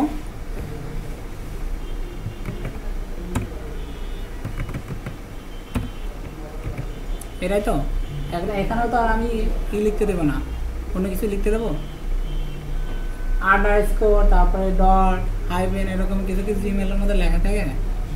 তো সেই ক্ষেত্রে দেখেন তো আমি এখানে কোনো কিছুই লিখতে দেবো না। এরপর বাকি আছে কি, ডট থাকতে হবে না, অবশ্যই ডট, তবে তার আগে একটা স্ল্যাশ দিয়ে নিতে হবে। আমরা যদি ডট লিখি সমস্যা নাই, বাট অনেক সময় সমস্যা করবে, কারণ স্ল্যাশটা যদি না দিই, যখন পিএইচপিতে কাজ করছিলাম মনে করেন যে একটা নেম আছে, নেমের মধ্যে যদি আমার সিঙ্গেল কোটেশন থাকে, আমি যদি এটা শুধু সেই সিঙ্গেল কোটেশন দিয়ে করে থাকি, তাহলে কি এটা আপনার এটা কি প্রিন্ট করতে পারছেন? এটা জন্য ইরো দিছে না যে আপনার সিঙ্গেল কোটেশন শুরু, সিঙ্গেল কোটেশন শেষ, মাঝখানে আবার সিঙ্গেল কোটেশন। আমরা যদি এই প্রবলেমটা সলভ করতে চাই তাহলে এটা হয় ডাবল কোটেশন দিয়ে শুরু করতে হবে, অথবা আমার সিঙ্গেল কোটেশন আছে, সিঙ্গেল কোটেশনই থাকবে, এটার আগে আমি একটা স্ল্যাশ দিয়ে দিতে পারি, পারি তো? যদি আমি এটা স্ল্যাশ দিই তাহলে এই টোটালটা আমার স্ট্রিং হিসাবে নিয়ে নেয় না। তো এখানে আমি যে ডটটা দিচ্ছি, ডটটাও ওরকম, ওটার আগে জাস্ট একটা স্ল্যাশ দিয়ে দিলাম, সমস্যা কেন? এখন দেখেন তো আমি যে ডট দিলাম, দেওয়ার পরে এরপরে আমি কি লিখবো, ক্যারেক্টার লিখবো না সংখ্যা লিখবো? ক্যারেক্টার লিখতে হবে। তাহলে আমি লিখতে পারি যে এটা ক্যাপিটাল লেটারও আপনি দিতে পারেন, স্মল লেটারও দিতে পারেন, পারেন কি না? এখন লিখতে তো পারেন, আমার তো অপশন দিতে হবে, আমি কি শুধু স্মল লেটার দিয়ে রাখবো? এখন আপনি ইনপুট কি নেবেন সেটা তো পিএসপির ব্যাপার। এখন আমি যদি এখানে শুধু স্মল লেটার দিয়ে রাখি, আপনি যখন ক্যাপিটাল লেটার লিখবেন তখন তো এখানে ইরো দেখাবে। তো সেক্ষেত্রে আমার অপশন দেওয়ার দরকার, আমি তো অপশন দেবো, এরপরে তা করে বুঝবে গুগল এরা, আমার তো দোষ নেই। সেই ক্ষেত্রে আমার দায়িত্ব আছে ঠিকঠাক মতো দিলেই হয়, যে নেমটা দিচ্ছে নেমের মধ্যে এখানে @ থাকলেই হবে, এখানে জিমেল অথবা ইয়াহু লেখা থাকতেই হবে, তারপরে ডট একটা থাকতেই হবে, আর এরপরে কম থাকতে হবে, বেশি থাকলে হবে না, কমটা মাস্টই থাকতেই হবে। এখন দেখেন যে আপনাকে যদি বলা হয় যে ডটের পরে আপনি শুধু লিখতে পারবেন ক্যারেক্টার, এখন আপনি তো তিনটা COM, আপনি দেখেন যত ইমেল অ্যাড্রেস আছে সবগুলো লাস্টে কি আছে? কমই তো আছে, বেশি তো নাই, আছে। এখন আপনি যদি এরকম বেশি দিয়ে দেন, COM লিখছেন, মনে করলাম এম একটা দিচ্ছি, আরও দুটো বেশি দিই, সমস্যা কি? তাহলে আমি কি ইনপুট নিব? আপনি তিনটা ক্যারেক্টার বেশি দিয়ে দিতে পারবেন না। তো সেই ক্ষেত্রে আমি এখানে সেকেন্ড ব্র্যাকেট শুরু শেষ করে মাঝখানে দিয়ে দেবো 3। আপনাকে তিনটা ক্যারেক্টার দিতে হয়, তিনটা ক্যারেক্টার বেশি দিতে পারবেন না। বাড়িতে দিতে হবে। এখানে দেখেন এর বাইরে সেকেন্ড ব্র্যাকেট করিনি কিছু। এগুলো খুব বিধি ব্যাপার, যারা এগুলো নিয়ে কাজ করছে তাদের কাছে এগুলো কোনো ব্যাপারই না। আর ইসের ভ্যালিডেশন অন্যভাবে করা যায়, PHP-তে যে ভ্যালিডেশনগুলো আছে ওগুলো আরও ভেঙে ভেঙে করা যায়। এখানে যে এগুলো করতেছেন আপনার এক লাইনে কত কাজ শেষ, অথচ এই কাজটা যদি আমরা ভেঙে ভেঙে করতাম তাহলে দেখা যাচ্ছে পুরো এক পেজ ধরে শুধু এই কোডই করা লাগতো। তো ইফ দিয়ে আগে চেক করেন যে এটা আছে কি না, যে টোটাল যে নেম আছে নেমটাকে আগে ভাঙেন, ভাঙার পরে দেখেন যে এখানে $, $, এগুলো আলতো ফালতো জিনিস আছে কিনা, যদি থাকে তাহলে দেন যে প্লিজ টাইপ ইউর ইনপুট, মানে ভ্যালিড ইনপুট। তারপরে আবার এটাকে ভাঙেন, ভাঙার পরে দেখেন যে জিমেল আর .com, এটাকে ভাঙেন, ভাঙে দেখেন যে মাঝখানে ডট আছে কিনা, যদি ডট থাকে তাহলে ভালো, না থাকলে আবার মেসেজ দেন। এরপরে আবার যে লাস্টে যে কম আছে এটাকে কাউন্ট করেন কয়টা ক্যারেক্টার আছে, যদি তিনটা থাকে ভালো, তিনটার বেশি থাকলে আবার মেসেজ দেন। তো সেই ক্ষেত্রে দেখা যাচ্ছে যে কাজটা আমরা এক লাইনে করতেছি সেই কাজটা অনেক কয়েকবার করা লাগতো। তো যেহেতু আমারই খারাপ লাগতো বা আমারই কষ্ট হতো, ওই জন্য আমি ওটা দেখাইনি, যদি ওইভাবে ভেঙে দেখা যাচ্ছে একটা ক্লাস ওর উপরে চলে যাবে। তো সেই ক্ষেত্রে দেখেন যে এখানে আমাদের মোটামুটি কাজ কমপ্লিট। এটা আমরা সেভ করি, একটা রিলোড দিই, ইমেল অ্যাড্রেস লিখে শুধু লিখছি, দেখেন প্লিজ ভ্যালিড ইমেল অ্যাড্রেস। এবার কেটে দিই টাইপ ইওর ইমেল, ঠিক আছে এটা। এবার এখানে ইমেল অ্যাড্রেস লিখি,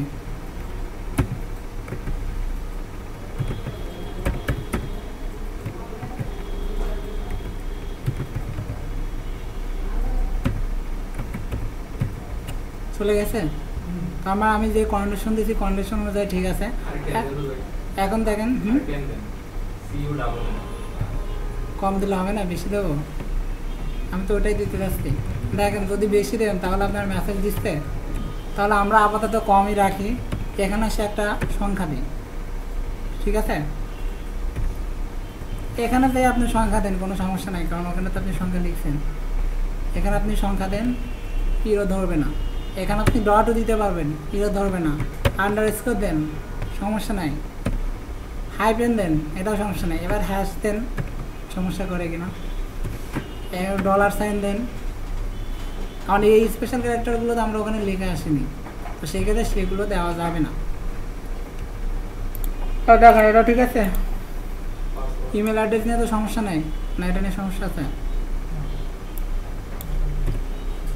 ইমেল অ্যাড্রেস যদি সমস্যা না থাকে, পাসওয়ার্ড আর নেমটা দেখেন আলাদা কিছু। পাসওয়ার্ড আর নেম প্রায় সেম, আপনি কাউন্ট করেন যে পাসওয়ার্ড যদি নিচে হয়,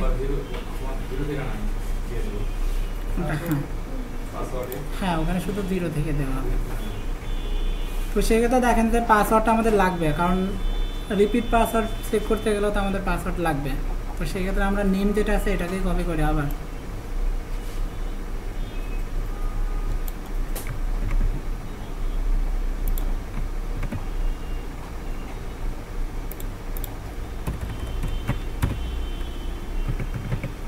পাসওয়ার্ড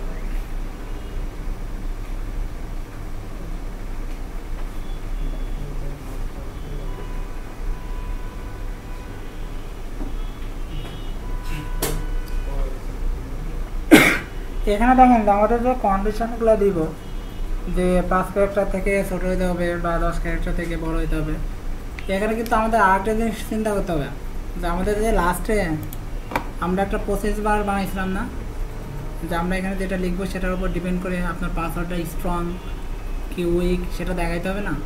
এখন সেটা আমরা কিভাবে দেখাবো? আপনি পাসওয়ার্ডটা উইক আছে এটা কিভাবে বুঝবেন? আপনার যদি 5 ক্যারেক্টার নিচে থাকে তাহলে এটা উইক আছে, যদি 5 ক্যারেক্টার উপরে থাকে এবং 8 ক্যারেক্টার নিচে থাকে তাহলে এটা মিডিয়াম আছে। যখন 8 ক্যারেক্টার থেকে 10 ক্যারেক্টার, যেহেতু আমরা এখানে 10 ক্যারেক্টার নিয়ে কাজ করছি তাই না, 10 ক্যারেক্টার উপরে তারা যায়নি, তো সেই ক্ষেত্রে আমরা 10 ক্যারেক্টার পর্যন্তই দিই, তাহলে আমাদের খুব বেশি চেঞ্জ করা লাগবে না। তো সেক্ষেত্রে দেখেন যে যদি 0 থেকে 5 ক্যারেক্টার পর্যন্ত থাকে তাহলে আমরা এটা উইক দিয়ে রাখি, যে পাসওয়ার্ডটা উইক হবে। আর এটা যদি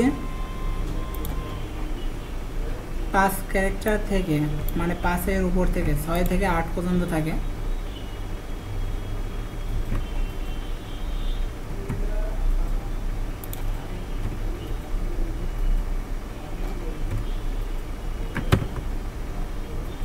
পাঁচের বড় তার মানে 6, আর এটা আছে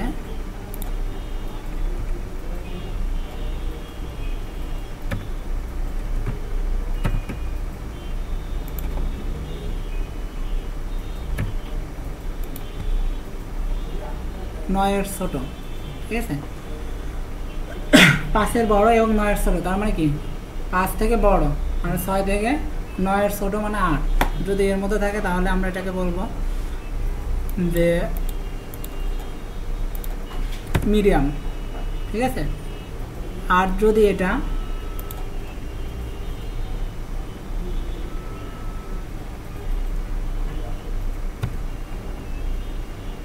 এলস আবার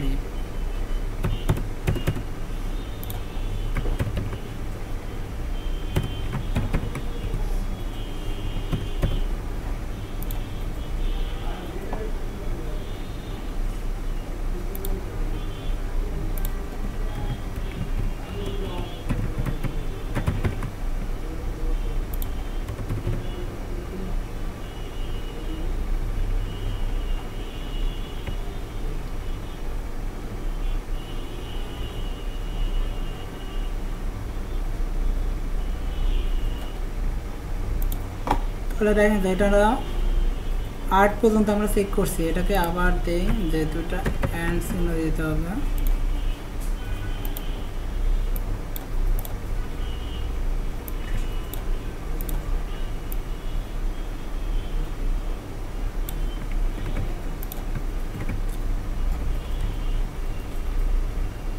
আটের বড় তার মানে 9,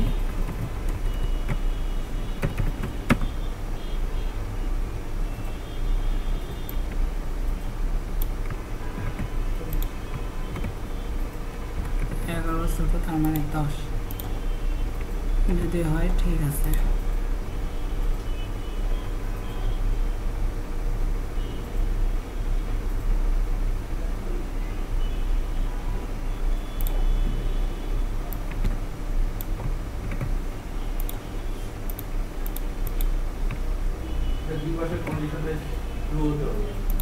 কোনটা? হ্যাঁ দুইটাই। এখন দেখেন যে এখানে একটা কাজ আছে, কাজটা হচ্ছে যে যদি আমার এটা আমি যেটা নিচ্ছি ইনপুটটা এটা যদি আমার 5 ক্যারেক্টার 5-এর বড় মানে 6 থেকে যদি 8 ক্যারেক্টার পর্যন্ত হয় তাহলে আমি বলতেছি যে পাসওয়ার্ড মিডিয়াম, কিন্তু আমার ইনপুট তো নিতে হবে, ইনপুটটাও তো চেক করতে হবে তাই না? তো সেক্ষেত্রে দেখেন যে এখানে আমার যে কাজগুলো আছে এগুলো এবার আমি কাট করে নিয়ে আসবো এবং এখানে যে দুইটা আছে এগুলো ডিলিট দেবো,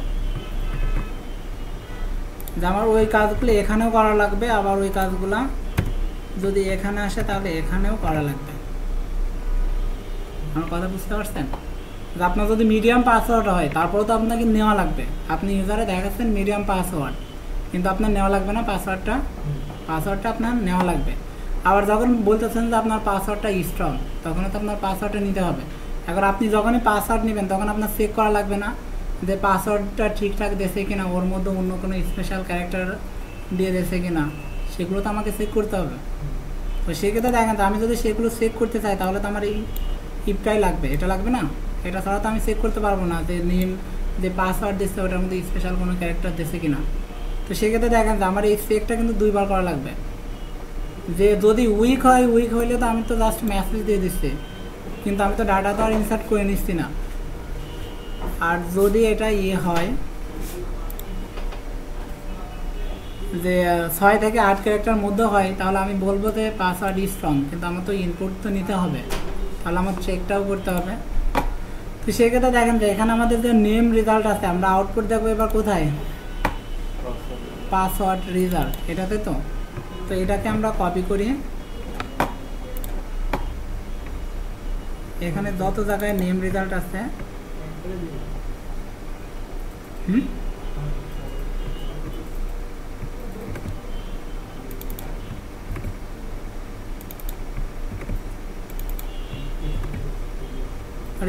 রিপ্লেস করলে তো সমস্যা আছে, উপরেগুলো তো রিপ্লেস হয়ে যাবে।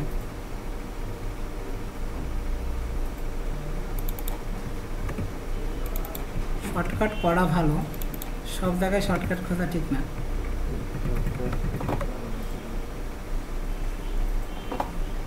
এখন দেখেন তো এখানে নেম রয়েছে, আসলে কি নেম থাকবে, এটা হতে হবে পাসওয়ার্ড ইনপুট টাইপ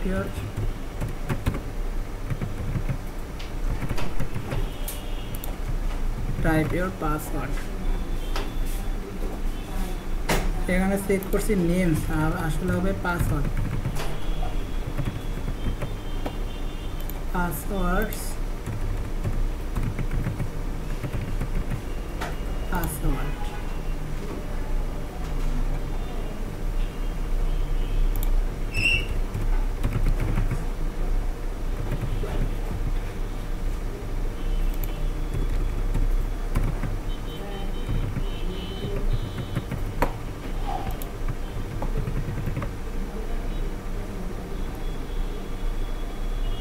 দেখেন আর কোনো কিছু চেক করার দরকার আছে, শুধু একটা কোড বাকি আছে।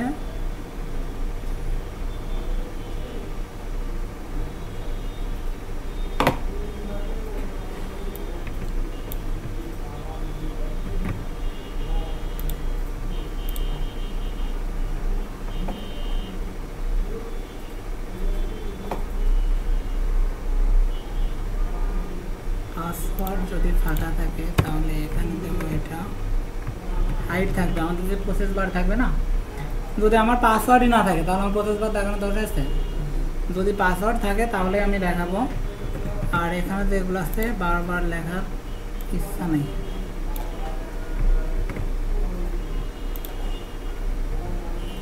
এখানে দেখেন যে এরপরে যেটা আছে এটা যদি 5 ক্যারেক্টার নিচে থাকে তাহলে আমরা দেখাবো, এই মেসেজটা তো দেখাবো, কিন্তু সাথে আমার নিচের প্রসেস বারে কী দেখাইতে হবে, পাসওয়ার্ড উইক এটা দেখাইতে হবে। তো যদি পাসওয়ার্ড উইক দেখায় তাহলে দেখেন তো আমাদের বার নামক যে একটা নিছি না, ডিপ নিছি না, এটার ক্লাসের নেম কি দিছি বার।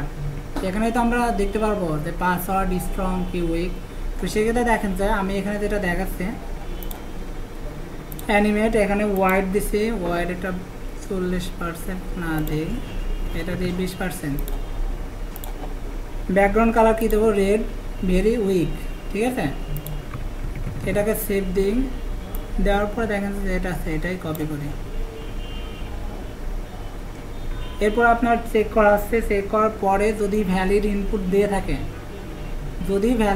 দিয়ে থাকে, তাহলে অবশ্যই এখানে আসবে। তাহলে এখানে আমরা চেক করব এবং এখানে বলবো যে পাসওয়ার্ড মিডিয়াম।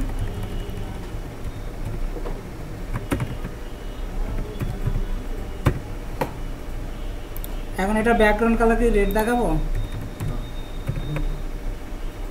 ব্লু দেখায় না ইয়েলো দেখায়, মিডিয়াম বলে।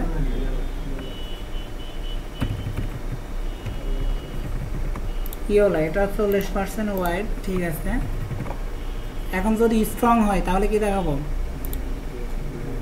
যদি ইনভ্যালিড ইনপুট দিয়ে রাখে, যে আমি যেগুলো দিতে বারণ করছি যদি সেটা দিয়ে রাখে, তাহলে আমার চেক করে কি দরকার, স্ট্রং কি উইক আমি তো দেখাবোই না। যে আমি যেটা দিতে বলছি আগে দিতে হবে, তারপর স্ট্রং কি উইক চিন্তা ভাবনা করবো। তো সেক্ষেত্রে দেখেন যে আমাদের যে এটা আছে আমরা যদি এখানে দিয়ে দিই তাহলে দেখা যাচ্ছে যে আপনি ভ্যালিড ডাটা দিচ্ছেন কিন্তু তখন আর কাজ হচ্ছে না। তো সেক্ষেত্রে আমাদের অত ঝামেলায় না যাই, ইগলসের মধ্যে দিয়ে দিই। এখানে ব্যাকগ্রাউন্ড কী দেবো, এবার গ্রিন আর স্ট্রং।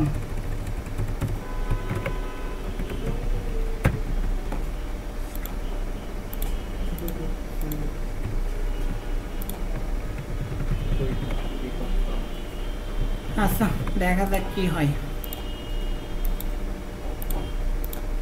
পাসওয়ার্ড আপাতত একটা কিছু লিখি।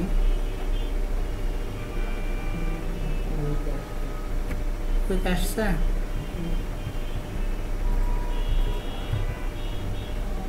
মিডিয়াম, তারপরে স্ট্রং।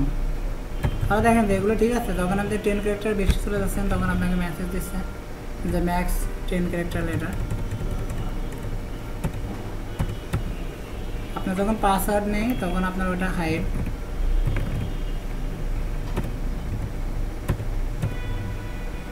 ঠিক আছে। তো দেখেন যে এইগুলো যদি দেখাইতে পারেন যে স্ট্রং, উইক, তারপর মিডিয়াম, এরপর বাকি আছে কি রিপিট। এখন রিপিটটা আছে সব চাইতে ইজি, আপনার কোনো চেক টেক করা লাগবে না। আপনার আগে যে ডাটা আছে ওটার সাথে জাস্ট কম্পেয়ার করবেন, যদি মিলে ভালো, না মিলে পাসওয়ার্ড ডাজ নট ম্যাচ। তো সেক্ষেত্রে দেখেন আমরা রিপিটের জন্য আবার কপি করবো কোনটা, নেম যেটা আছে এটাকে কপি করি।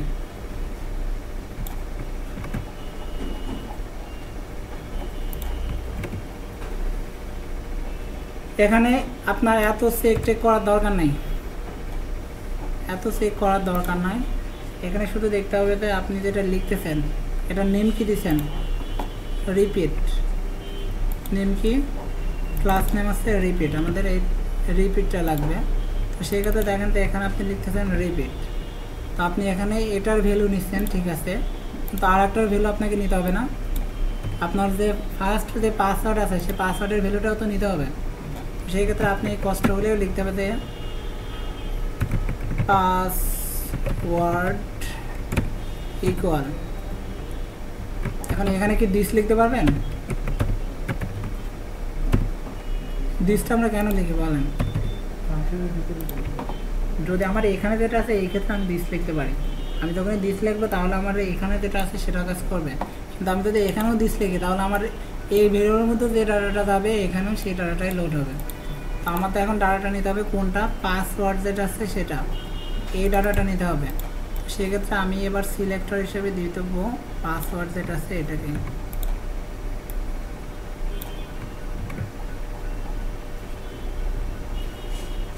তাহলে এখানে দেব ডট পাসওয়ার্ড আর এখানে এটা লিখি রিপিট। কি অবস্থা!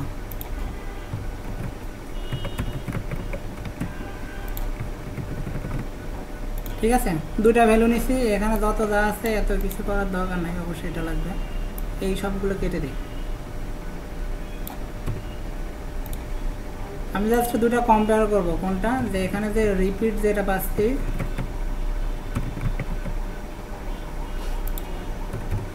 আর এখানে আছে যেটা পাসওয়ার্ড।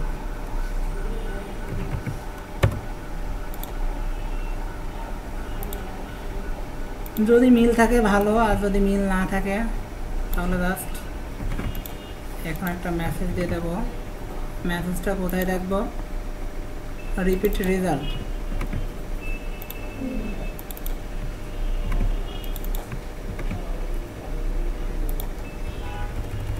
যদি মিল থাকে তাহলে তার আমাদের কোনো মেসেজ দেখানো লাগবে না, আর যদি মিল না থাকে তাহলে আমাদের মেসেজ দেব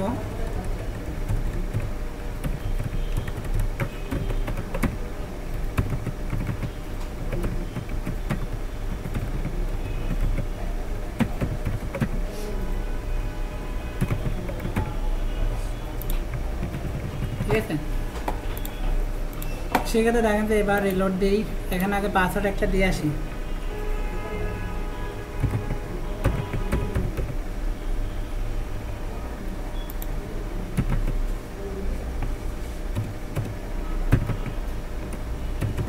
আসবে তো অটোমেটিক, আসে না কেন?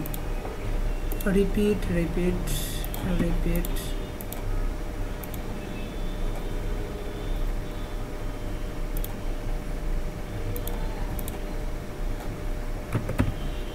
পাসওয়ার্ড ভুলে গেছি, সেটাকে ডাটাবেস থেকে পাসওয়ার্ডটা রিমুভ করে দিয়ে আমরা ওপেন করতে পারবো না। কোনটা? এখানকার পাসওয়ার্ডটা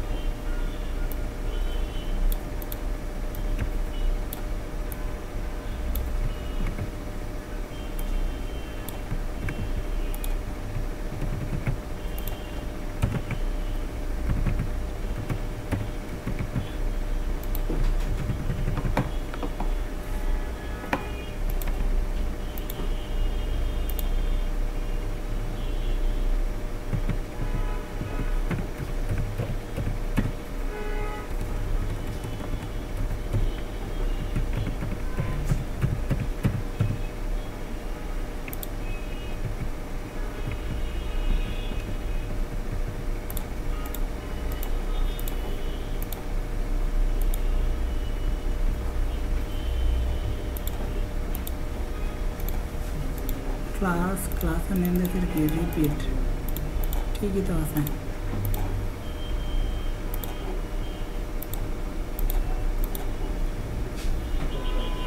ফাংশন শুরু শেষ আর রিপিট।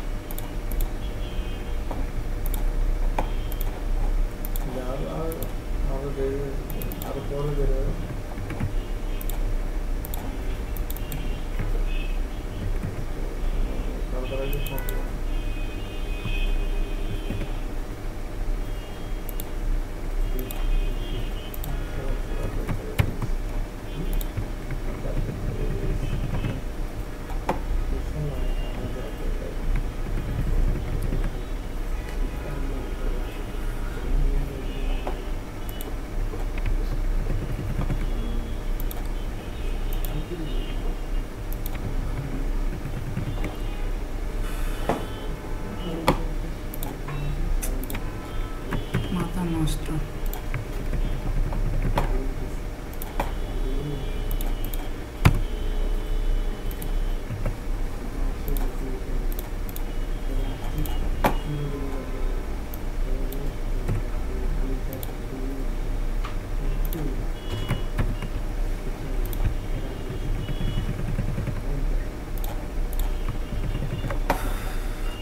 আচ্ছা দেখেন, এখানে আগে পাসওয়ার্ড তো দিতে হবে, না হলে আপনার রিপিট পাসওয়ার্ড দিয়ে কোনো লাভ আছে? আগে তো আপনাকে পাসওয়ার্ড দিতে হবে। পাসওয়ার্ড আমি দিতে থাকি সকাল থেকে শুরু করে সন্ধ্যা পর্যন্ত। তারপর দেখেন তো এখানে যাই লিখি না কেন, যতক্ষণ না ওটা মিলবে ততক্ষণ দেখেন তো your password does not match, আমি দিতেই থাকি আগে যতগুলো দিয়েছি। যখন দেখেন তো মিল আছে তখন কিন্তু এটা চলে যাচ্ছে। তো রিপিট পাসওয়ার্ডের কাজটাই হচ্ছে এটাই, না এছাড়া আরও কিছু কাজ আছে?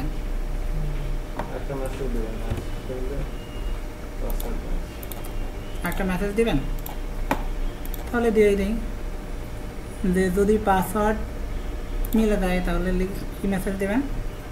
Password match.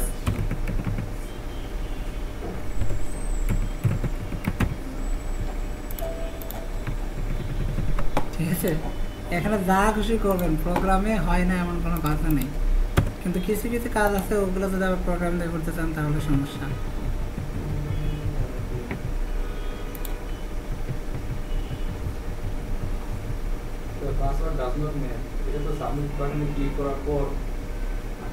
ওটা তো তাহলে তো আমরা পিএসপি দিয়ে করতে পারতাম, এত কষ্ট করে দিয়ে করতে দেওয়ার কি দরকার ছিল? হুম,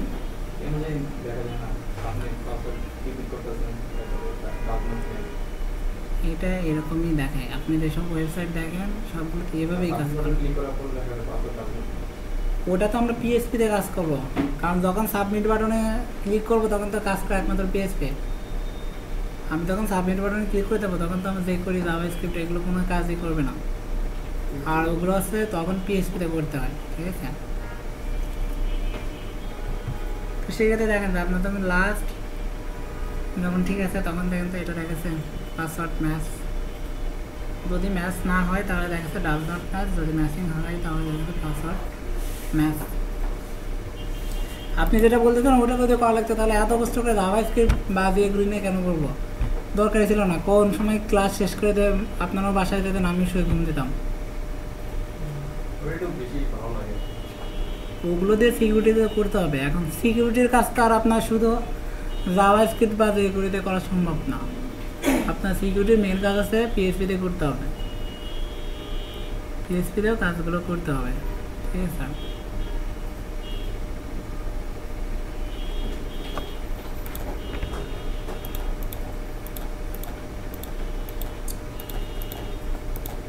একটা দেখেন এইগুলো নিয়ে কোনো সমস্যা আছে কিনা, যদি আমরা কোনো কোড করিনি তারপরে দেখেন কত কোড হচ্ছে।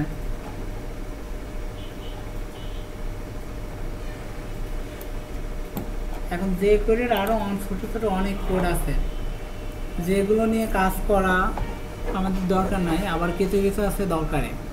তো সেই ক্ষেত্রে দেখেন যেহেতু সময় কম ছিল, আপনাদের ক্লাস টাইম দেওয়া ছিল কত ঘন্টা? 60 ঘন্টা।